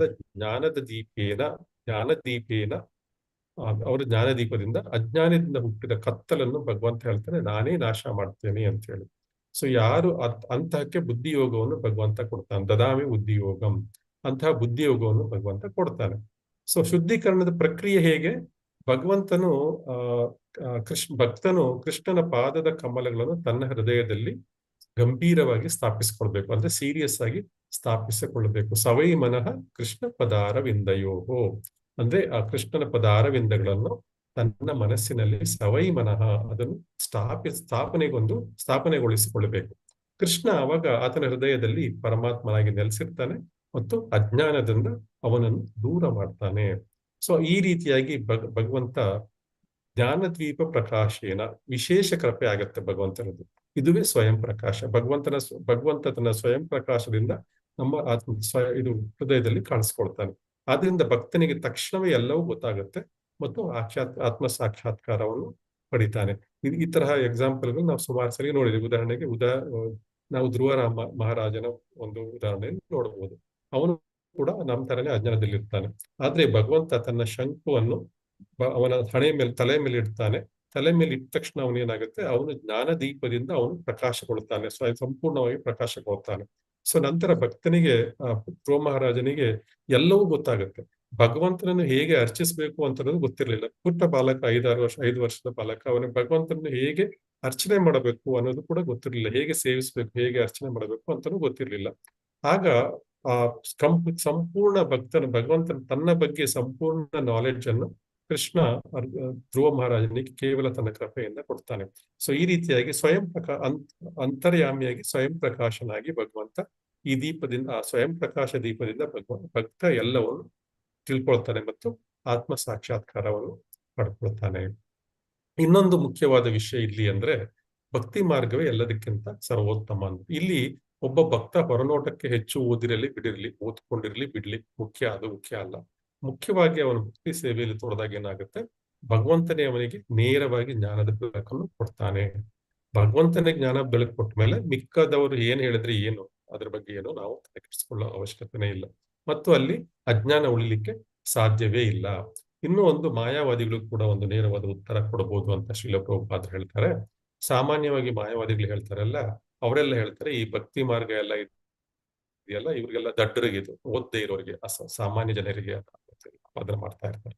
ಅಂದ್ರೆ ಅವ್ರು ಅಂದ್ಕೋತಾರೆ ಈ ಭಕ್ತಿ ಮಾರ್ಗ ಅಂದ್ರೆ ಏನು ತಲೆ ಒಳಗಡೆ ಏನು ಯಾರಿಗೂ ಏನು ಹೋಗೋದಿಲ್ವೋ ಅಂತವರಿಗೆ. ನಾವೆಲ್ಲ ಜ್ಞಾನಿಗಳು, ಜ್ಞಾನ ಅಂದ್ರೆ ನಮ್ಗೆಲ್ಲ ದೊಡ್ಡ ದೊಡ್ಡ ಸಂಸ್ಕೃತ ಬರುತ್ತೆ, ವಿದ್ವಾಂಸರು ನಾವು. ಸೊ ನಾವು ಇವರೆಲ್ಲ ಮಾಯಾವಾದಿಗಳು. ಆದ್ರೆ ಇದರ ತಾತ್ಪರ್ಯ ಏನು ಈ ಶ್ಲೋಕದಲ್ಲಿ ನಾವೇನ್ ತಿಳಿಬಹುದು ಅಂದ್ರೆ ಇದು ಸಂಪೂರ್ಣವಾಗಿ ಸುಳ್ಳು. ಏಕೆಂದ್ರೆ ನಿಜವಾದ ಜ್ಞಾನ ಬರೋದು ಭಗವಂತನ ಕೃಪೆಯಿಂದ, ದೊಡ್ಡ ದೊಡ್ಡ ಪುಸ್ತಕಗಳನ್ನು ಓದುವುದರಿಂದ ಅಥವಾ ದೊಡ್ಡ ದೊಡ್ಡ ಒಂದು ಡಿಗ್ರಿಗಳನ್ನು ಪಡ್ಕೊಳ್ಳೋದ್ರಿಂದ ಅಲ್ಲ. ಸೊ ಇನ್ನೂ ಒಂದು ವಿಷಯ ಇಲ್ಲಿ ಏನು ಹೇಳಿದ್ದಾರೆ ಶ್ರೀಲ ಪ್ರಭುಪಾದರು, ಪರಮಹಂಸರ ಲಕ್ಷಣದ ಬಗ್ಗೆ ಹೇಳಿದ್ದಾರೆ. ಸೊ ಇಲ್ಲಿ ಭಗವಂತನಲ್ಲಿ ಯಾರು ನಿಷ್ಕಲ್ಮಶವಾದ ಭಕ್ತಿಯನ್ನು ಹೊಂದಿರ್ತಾರೋ ಅಂತಹವರು ಬೇರೆ ಯಾವುದೇ ಪ್ರಯತ್ನ ಇಲ್ಲದೆ ಇದ್ರು ಕೂಡ ಸರ್ವೈ ಗುಣ ತತ್ರ ಸಮಾಸತೆ ಸುರಹ, ತಾವಾಗಿ ಪ್ರಕಟಿಸಿಕೊಳ್ತಾರೆ. ಎಲ್ಲ ಗುಣಗಳು, ಭಗವಂತನ ಎಲ್ಲ ಉತ್ತಮ ಗುಣಗಳು ಅವರ ಮೂಲಕವಾಗಿ ನಾವು ನೋಡ್ಲಿಕ್ಕೆ ನಮ್ಗೆ ಸಾಧ್ಯ ಆಗುತ್ತೆ. ಇಂತಹ ಭಕ್ತನನ್ನು ಪರಮಹಂಸ ಅಂತ ಕರೀತಾರೆ. ಈ ಪರಮಹಂಸರು ಈ ವೇದಗಳಲ್ಲಿ ಏನೇನು ಕಟ್ಟುಪಾಡುಗಳೇನೇ ಹೇಳಿರ್ತಾರೆ ಅವಕ್ಕೆ ಎಲ್ಲಕ್ಕಿಂತ ಅದನ್ನೆಲ್ಲ ಮೀರಿರ್ತಾರೆ. ಅವ್ರು ಅದಕ್ಕಿಂತ ಉತ್ತಮ ಸ್ಥಾನದಲ್ಲಿ ಅವ್ರು ಇರ್ತಾರೆ. ಯಾಕಂದ್ರೆ ಅವರು ಭಗವಂತನ ಕೃಪೆಯಲ್ಲಿ ಇರ್ತಾರೆ. ಭಗವಂತನ ಕೃಪೆಗಿಂತ ಅಂತಿಮವಾದದ್ದು ಏನೂ ಇಲ್ಲ ಅಲ್ವಾ. ಸೊ ಕೊನೆಗೆ ಈ ಶ್ಲೋಕದಲ್ಲಿ ಒಂದು ನಾವು ಸತ್ಯವನ್ನು ನಾವು ನೆನಪಿಟ್ಕೊಳ್ಬೇಕು ಅಂದ್ರೆ, ಇವತ್ತಿನ ಶ್ಲೋಕದಲ್ಲಿ ಜ್ಞಾನ ಮತ್ತೆ ಮೋಕ್ಷ ಪಡಿಲಿಕ್ಕೆ ನಮಗೆ ಸಂಪೂರ್ಣ ಶರಣಾಗತಿ ಬೇಕು ಭಗವಂತನಲ್ಲಿ, ಮತ್ತು ಅಚಲವಾದ ಭಕ್ತಿ. ಇದೇ ಅತ್ಯಂತ ಸುಲಭವಾದ ಮತ್ತು ನೇರವಾದ ಮಾರ್ಗ. ಇಷ್ಟನ್ನು ನಾವು ಈ ಶ್ಲೋಕದಿಂದ ನಾವು ತಿಳ್ಕೊಂಡಿದ್ದೀವಿ. ಈ ಶ್ಲೋಕದಲ್ಲಿ ಪ್ರಪೋರ್ಟ್ ಮತ್ತೆ ಶ್ಲೋಕದ ಭಾವಾರ್ಥದಿಂದ ನಾವು ತಿಳ್ಕೊಂಡಿದ್ದೀವಿ, ಅರ್ಥದಿಂದ ಮತ್ತೆ ಭಾವಾರ್ಥ. ಇನ್ಯಾರಿಗಾರು ಯಾರಾದ್ರೂ ಆಡ್ ಮಾಡ್ಲಿಕ್ಕೆ ಇಷ್ಟಪಡ್ತೀರಾ?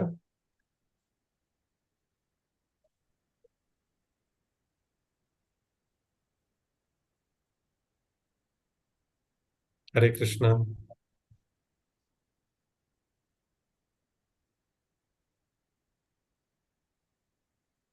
ಎಲ್ರಿಗೂ ಅರ್ಥ ಆಯ್ತಾ?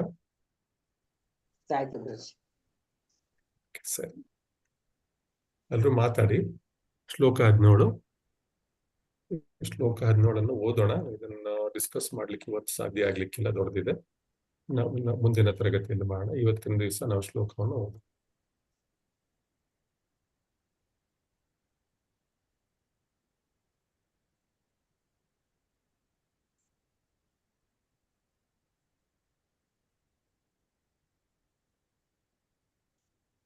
ಶ್ಲೋಕ 17. ಮಾದ್ರಕ್ ಪ್ರಪನ್ನ ಪಶುಪಾಶ ವಿಮೋಕ್ಷಣಾಯ ಮುಕ್ತಾಯ ಭೂರಿ ಕರುಣಾಯ ನಮಃ ಆಲಯಾಯ ಸ್ವಾಂಶೇನ ಸರ್ವತನುಬ್ರತ್ ಮನಸಿ ಪ್ರತೀತ ಪ್ರತ್ಯೇಕ ದೃಶೇ ಭಗವತೆ ಬೃಹತ್ ನಮಸ್ತೆ. ರಿಪೀಟ್ ಮಾಡೋಣ. ಮಾದ್ರಕ್ ಪ್ರಪನ್ನ ಪಶುಪಾಶ ವಿಮೋಕ್ಷಣಾಯ ಮಾದೃಕ್ ಪ್ರಪನ್ನ ಪಶುಪಾಶ ವಿಮೋಕ್ಷಣಾಯ ಮಾದೃಕ್ ಪ್ರಪನ್ನ ಪಶುಪಾಶ ವಿಮೋಕ್ಷಣಾಯ ಮಾದೃಕ್ ಪ್ರಪನ್ನ ಪಶುಪಾಶ ವಿಮೋಕ್ಷಣಾಯ ಮುಕ್ತಾಯ ಭೂರಿ ಕರುಣಾಯ ನಮಃ ಅಲಯಾಯ ಮುಕ್ತಾಯ ಭೂರಿ ಕರುಣಾಯ ನಮೋಲಯಾಯ ಮುಕ್ತಾಯ ಭೂರಿ ಕರುಣಾಯ ನಮೋ ಅಲಯಾಯ ಮುಕ್ತಾಯ ಭೂರಿ ಕರುಣಾಯ ನಮೋಲಯಾಯ ಸ್ವಾಂಶೇನ ಸರ್ವತನು ಪ್ರತೀತ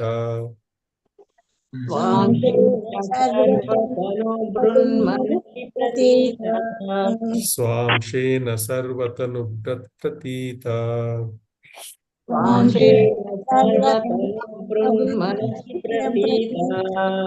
ಪ್ರತ್ಯಕ್ ದೃಶೇ ಭಗವತೆ ಬೃಹತ್ತೆ ನಮಸ್ತೆ.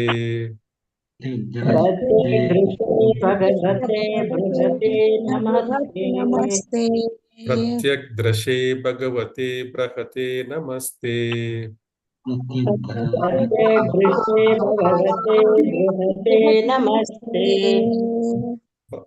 ಶಬ್ದಾರ್ಥಗಳು. ಮಾದ್ರಕ್ ನನ್ನಂತೆ,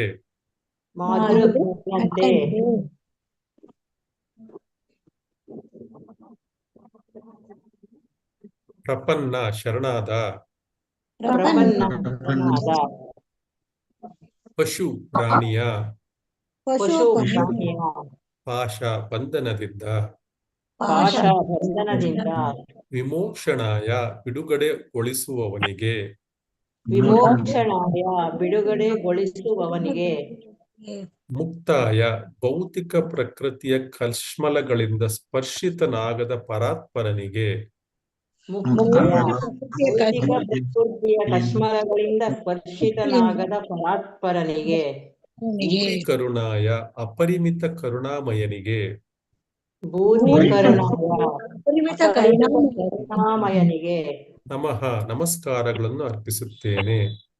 ನಮಃ ನಮಸ್ಕಾರಗಳನ್ನು ಅರ್ಪಿಸುತ್ತೇನೆ.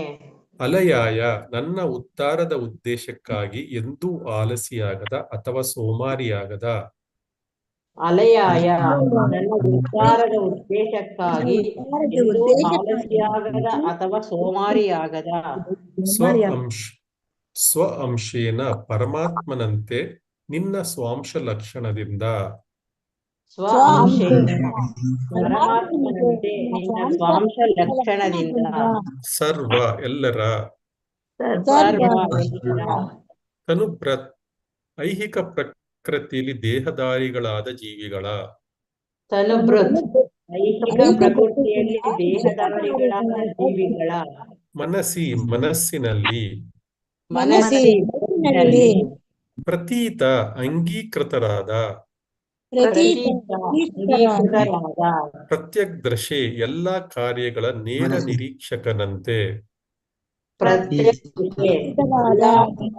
ನೇರ ನಿರೀಕ್ಷಕನಂತೆ, ಭಗವತೆ ದೇವೋತ್ತಮ ಪರಮಪುರುಷನಿಗೆ, ಭಗವತೆ ದೇವೋತ್ತಮ ಪರಮಪುರುಷನಿಗೆ, ಬೃಹತೆ ಅಪರಿಮಿತನಾದ, ಬೃಹತೆ ಅಪರಿಮಿತನಾದ, ನಮಃ ನನ್ನ ಗೌರವಯುತ ಪ್ರಣಾಮಗಳು, ನಮಃ ನನ್ನ ಗೌರವಯುತ ಪ್ರಣಾಮಗಳು, ತೇ ನಿನಗೆ. ನಿನಗೆ. ಅನುವಾದ ಮತ್ತು ಭಾವಾರ್ಥ ಶ್ರೀಲ ಪ್ರಭುಪಾದರಿಂದ. ಶ್ರೀಲ ಪ್ರಭುಪಾದರಿಗೆ ಜಯವಾಗಲಿ. ಓದೋರ್ ಹ್ಯಾಂಡ್ ರೈಸ್ ಮಾಡಿ. ಅನುವಾದ: ಪರಮ ಮುಕ್ತನಾದ ನಿನಗೆ ಶರಣಾಗತನಾಗಿರುವ ನನ್ನಂತಹ ಪ್ರಾಣಿಯನ್ನು ಈ ಅಪಾಯಕರ ಹರೇ ಕೃಷ್ಣ ಈ ಅಪಾಯಕರ ಸನ್ನಿವೇಶದಿಂದ ಖಂಡಿತವಾಗಿಯೂ ನೀನು ಬಿಡುಗಡೆ ಮಾಡುವೆ. ವಾಸ್ತವವಾಗಿ ಅತ್ಯಂತ ಕರುಣಾಶಾಲಿಯಾದ ನೀನು ನನ್ನನ್ನು ವಿಮೋಚನೆ ಮಾಡಲು ಸತತವಾಗಿ ಪ್ರಯತ್ನ ಮಾಡುತ್ತೀಯೇ.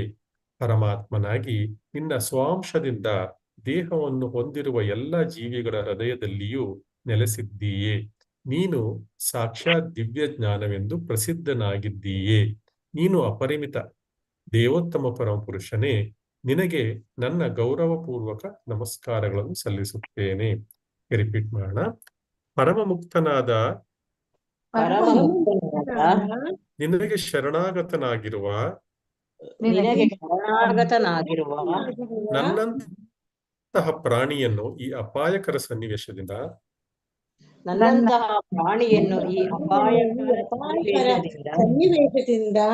ಖಂಡಿತವಾಗಿಯೂ ನೀನು ಬಿಡುಗಡೆ ಮಾಡುವೆ.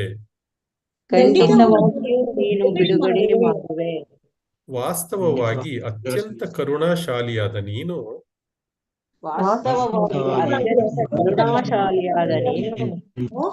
ನನ್ನನ್ನು ವಿಮೋಚನೆ ಮಾಡಲು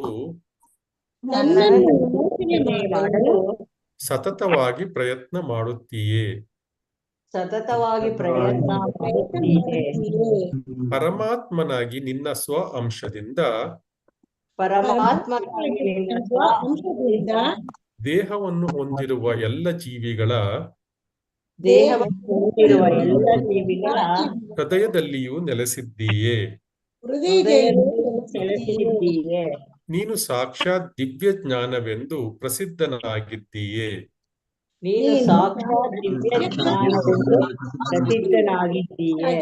ನೀನು ಅಪರಿಮಿತ ದೇವೋತ್ತಮ ಪರಮಪುರುಷನೇ. ನಿನಗೆ ನನ್ನ ಗೌರವಪೂರ್ವಕ ನಮಸ್ಕಾರಗಳನ್ನು ಸಲ್ಲಿಸುತ್ತೇನೆ.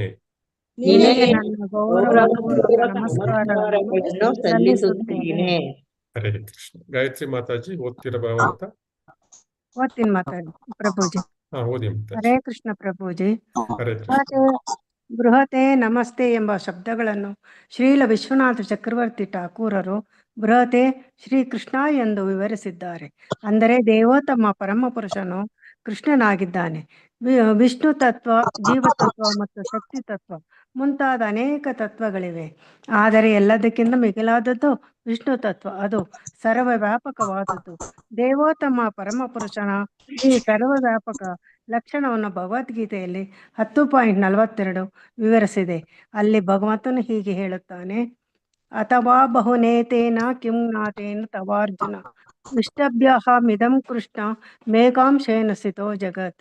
ಆದರೆ ಅರ್ಜುನ, ಈ ಎಲ್ಲ ವಿವರವಾದ ಜ್ಞಾನದ ಅಗತ್ಯವೇನಿದೆ? ನನ್ನ ಒಂದು ಅಂಶದಿಂದ ಈ ಸಮಸ್ತ ಬ್ರಹ್ಮಾಂಡವನ್ನೇ ವ್ಯಾಪಿಸಿ ಧಾರಣ ಮಾಡುತ್ತೇನೆ. ಸಮಸ್ತ ಲೌಕಿಕ ಪ್ರಪಂಚವನ್ನು ತನ್ನ ಅಂಶಿಕ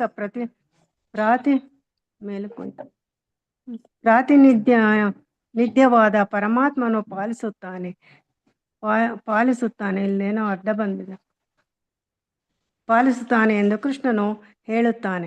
ಭಗವಂತನು ಪ್ರತಿಯೊಂದು ಬ್ರಹ್ಮಾಂಡವನ್ನು ಗರ್ಭೋದಕಶಾಹಿ ವಿಷ್ಣುವಾಗಿ ಪ್ರವೇಶಿಸುತ್ತಾನೆ. ಅನಂತರ ಎಲ್ಲ ಜೀವಿಗಳ ಹೃದಯಗಳನ್ನು, ಕೊನೆಗೆ ಅಣುಗಳನ್ನು ಪ್ರವೇಶಿಸಲು ಕ್ಷೀರೋದಕಶಾಹಿ ವಿಷ್ಣುವಿಗೆ ವಿಸ್ತರಿಸುತ್ತಾನೆ.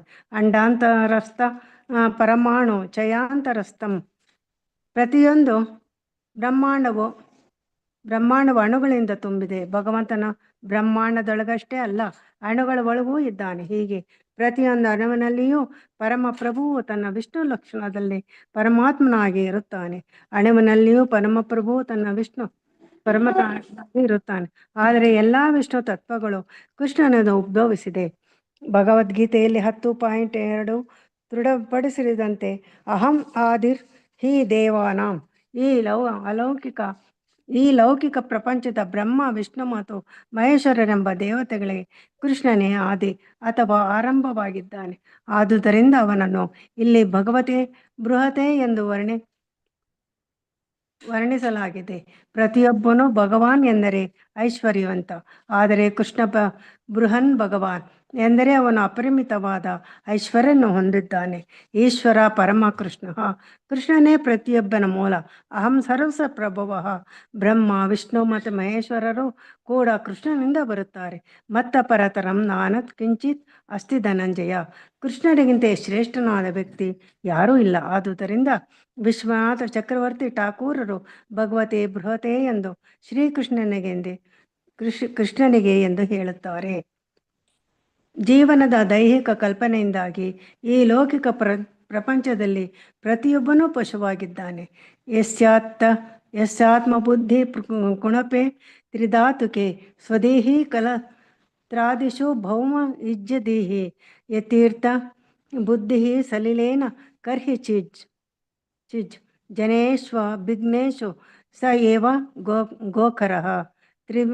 ತ್ರಿಧಾತುಗಳಿಂದ ರಚಿತವಾದ ದೇಹವನ್ನು ಆತ್ಮ ಎಂದು ಗುರುತಿಸುವವನನ್ನು, ದೇಹದ ಉತ್ಪಾದನೆಗಳನ್ನು ತನ್ನ ಬಂಧುಗಳೆಂದು ಭಾವಿಸುವವನನ್ನು, ತನ್ನ ಜನ್ಮಭೂಮಿಯನ್ನು ಪೂಜಾರ್ಹವೆಂದು ಭಾವಿಸುವವನನ್ನು, ದಿವ್ಯ ಜ್ಞಾನಿಗಳ ದರ್ಶನಕ್ಕಲ್ಲದೆ ಕೇವಲ ಸ್ನಾನ ಮಾಡಲು ತೀರ್ಥಕ್ಷೇತ್ರಕ್ಕೆ ಹೋಗುವವನನ್ನು ಹಸು ಅಥವಾ ಕತ್ತೆಯಂತೆ ಪರಿಗಣಿಸಬೇಕು. ಭಾಗವತ 18.84.13. ಆದುದರಿಂದ ವಸ್ತುಶಃ ಪ್ರತಿಯೊಬ್ಬನೂ ಪಶುವೆ. ಪ್ರತಿಯೊಬ್ಬನೂ ಲೌಕಿಕ ಅಸ್ತಿತ್ವದಿಂದ ಮೊಸಳೆಯಿಂದ ಆಕ್ರಮಣಕ್ಕೆ ಒಳಗಾದವನೇ. ಕೇವಲ ಗಜರಾಜನಷ್ಟೇ ಅಲ್ಲ, ನಮ್ಮಲ್ಲಿ ಪ್ರತಿಯೊಬ್ಬನೂ ಮೊಸಳೆಯ ಆಕ್ರಮಣಕ್ಕೆ ತುತ್ತಾಗಿ ಅದರ ಪರಿಣಾಮಗಳನ್ನು ಅನುಭವಿಸುತ್ತಿದ್ದಾನೆ. ನಮ್ಮನ್ನು ಈ ಲೌಕಿಕ ಹರೇ ಕೃಷ್ಣ ಉಮಾದೇವಿ ಮಾತಾಜಿ ಓದ್ತೀರಾ? ಹರೇ ಕೃಷ್ಣ ಪ್ರಭುಜಿ. ಓದಿ ಮಾತಾಜಿ. ನಮ್ಮನ್ನು ಈ ಲೌಕಿಕ ಅಸ್ತಿತ್ವದಿಂದ ಕೃಷ್ಣನು ಮಾತ್ರ ಉದ್ಧರಿಸಬಲ್ಲ. ದಿಟದಲ್ಲಿ ಅವನು ಸದಾ ನಮ್ಮನ್ನು ಉದ್ಧಾರ ಮಾಡಲು ಪ್ರಯತ್ನಿಸುತ್ತಿರುತ್ತಾನೆ. ಈಶ್ವರ ಸರ್ವಭೂತಾನಂ ಉದ್ದೇಶ್ವರಾರ್ಜುನ ತಿಷ್ಠತೆ. ಅವನು ನಮ್ಮ ಹೃದಯದ ಅಂತರಾಳದಲ್ಲಿದ್ದಾನೆ, ಆದರೆ ಸ್ವಲ್ಪವೂ ನಿರ್ಲಕ್ಷ್ಯನಾಗಿರುವುದಿಲ್ಲ. ಅವನು ಏಕಮೇವ ಗುರಿ ಎಂದರೆ ನಮ್ಮನ್ನು ಲೋಕ ಜೀವನದಿಂದ ಜೀವನದಿಂದ ಉದ್ಧಾರ ಮಾಡುವುದು ಅವನಿಗೆ ಪ್ರಾರ್ಥನೆ ಸಲ್ಲಿಸಿದಾಗ ಮಾತ್ರ ಅವನು ನಮ್ಮ ಕಡೆಗೆ ಲಕ್ಷ್ಯ ಕೊಡುತ್ತಾನೆ ಎಂದಲ್ಲ. ನಾವು ಪ್ರಾರ್ಥನೆ ಮಾಡೋದಕ್ಕಿಂತ ಮುಂಚೆಯೇ ಅವನು ನಮ್ಮನ್ನು ಉದ್ಧರಿಸಲು ನಿರಂತರವಾಗಿ ಪ್ರಯತ್ನಿಸುತ್ತಾನೆ. ನಮ್ಮನ್ನು ಉದ್ಧಾರ ಮಾಡುವ ವಿಷಯದಲ್ಲಿ ಅವನು ಎಂದು ಆಲಸ್ಯವನ್ನು ತೋರಿಸುವುದಿಲ್ಲ. ಆದ್ದರಿಂದ ಈ ಶ್ಲೋಕವು ನಿಧಾನವಾಗಿ ಓದಿ. ಭೂರಿ ಕರುಣಾಯ ನಮೋ ಅಲಯಾಯ ಎಂದು ಹೇಳುತ್ತದೆ. ಅವನು ಸದಾ ನಮ್ಮನ್ನು ಭಗವದ್ಧಾಮಕ್ಕೆ ಮರಳಿ ಕರೆದೊಯ್ಯಲು ಪ್ರಯತ್ನಿಸುತ್ತಿರುತ್ತಾನೆ. ಆಂಡ್ರೇಜ್ ತೆಗೆದ್ಬಿಡ್ತೀನಿ ಪ್ರಭುಜಿ.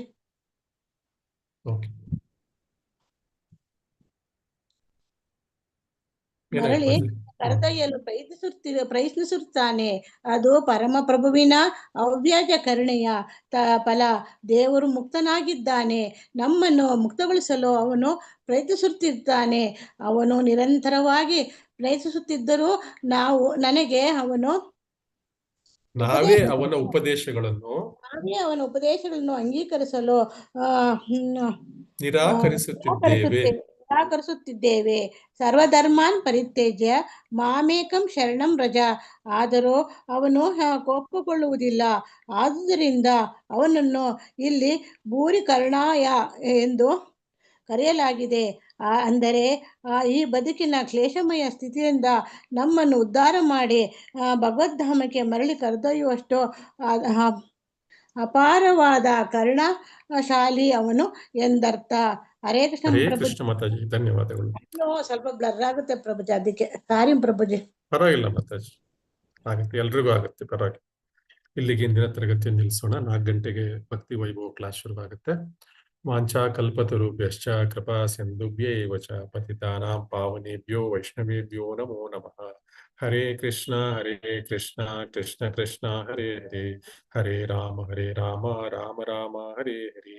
ಹರೇ ಕೃಷ್ಣ ಕೃಷ್ಣ ಕೃಷ್ಣ ಹರೇ ಹರೇ, ಹರೇ ರಾಮ ರಾಮ ರಾಮ ಹರೇ ಹರೇ. ಹೇ ಕೃಷ್ಣ ಕರುಣಾ ಸಿಂಧು ದೀನಬಂಧು ಜಗತ್ಪತೆ, ಗೋಪೇಶ ಗೋಪಿಕ ಕಾಂತ ರಾಧಾಕಾಂತ ನಮೋಸ್ತುತೆ. ತಪ್ತ ಕಾಂಚನ ಗೌರಾಂಗಿ ರಾಧೆ ವೃಂದಾವನೇಶ್ವರಿ, ಶುಭಾನಸುತೆ ದೇವಿ ಪ್ರಣಮಾಮಿ ಹರಿಪ್ರಿಯೆ. ಶ್ರೀಲ ಪ್ರಭುಪಾದ್ ಕಿ ಜೈ, ಗ್ರಂಥರಾಜ ಭಾಗವತಂ ಕಿ ಜೈ. ಹರೇ ಕೃಷ್ಣ. ಎಲ್ಲರಿಗೂ ಧನ್ಯವಾದಗಳು. ಮುಂದಿನ ಮತ್ತೆ ಸಿಗೋಣ. 17ನೇ ಶ್ಲೋಕವನ್ನು ನೋಡ್ಕೊಳ್ಳಿ. 17ನೇ ಶ್ಲೋಕದ ಮೇಲೆ ಎಲ್ಲರೂ ಒಂದೊಂದು ಪಾಯಿಂಟ್ ಹೇಳಬೇಕು ಮುಂದಿನ ವಾರ ಸಂಡೇ ಬಂದಾಗ. ಹರೇ ಕೃಷ್ಣ.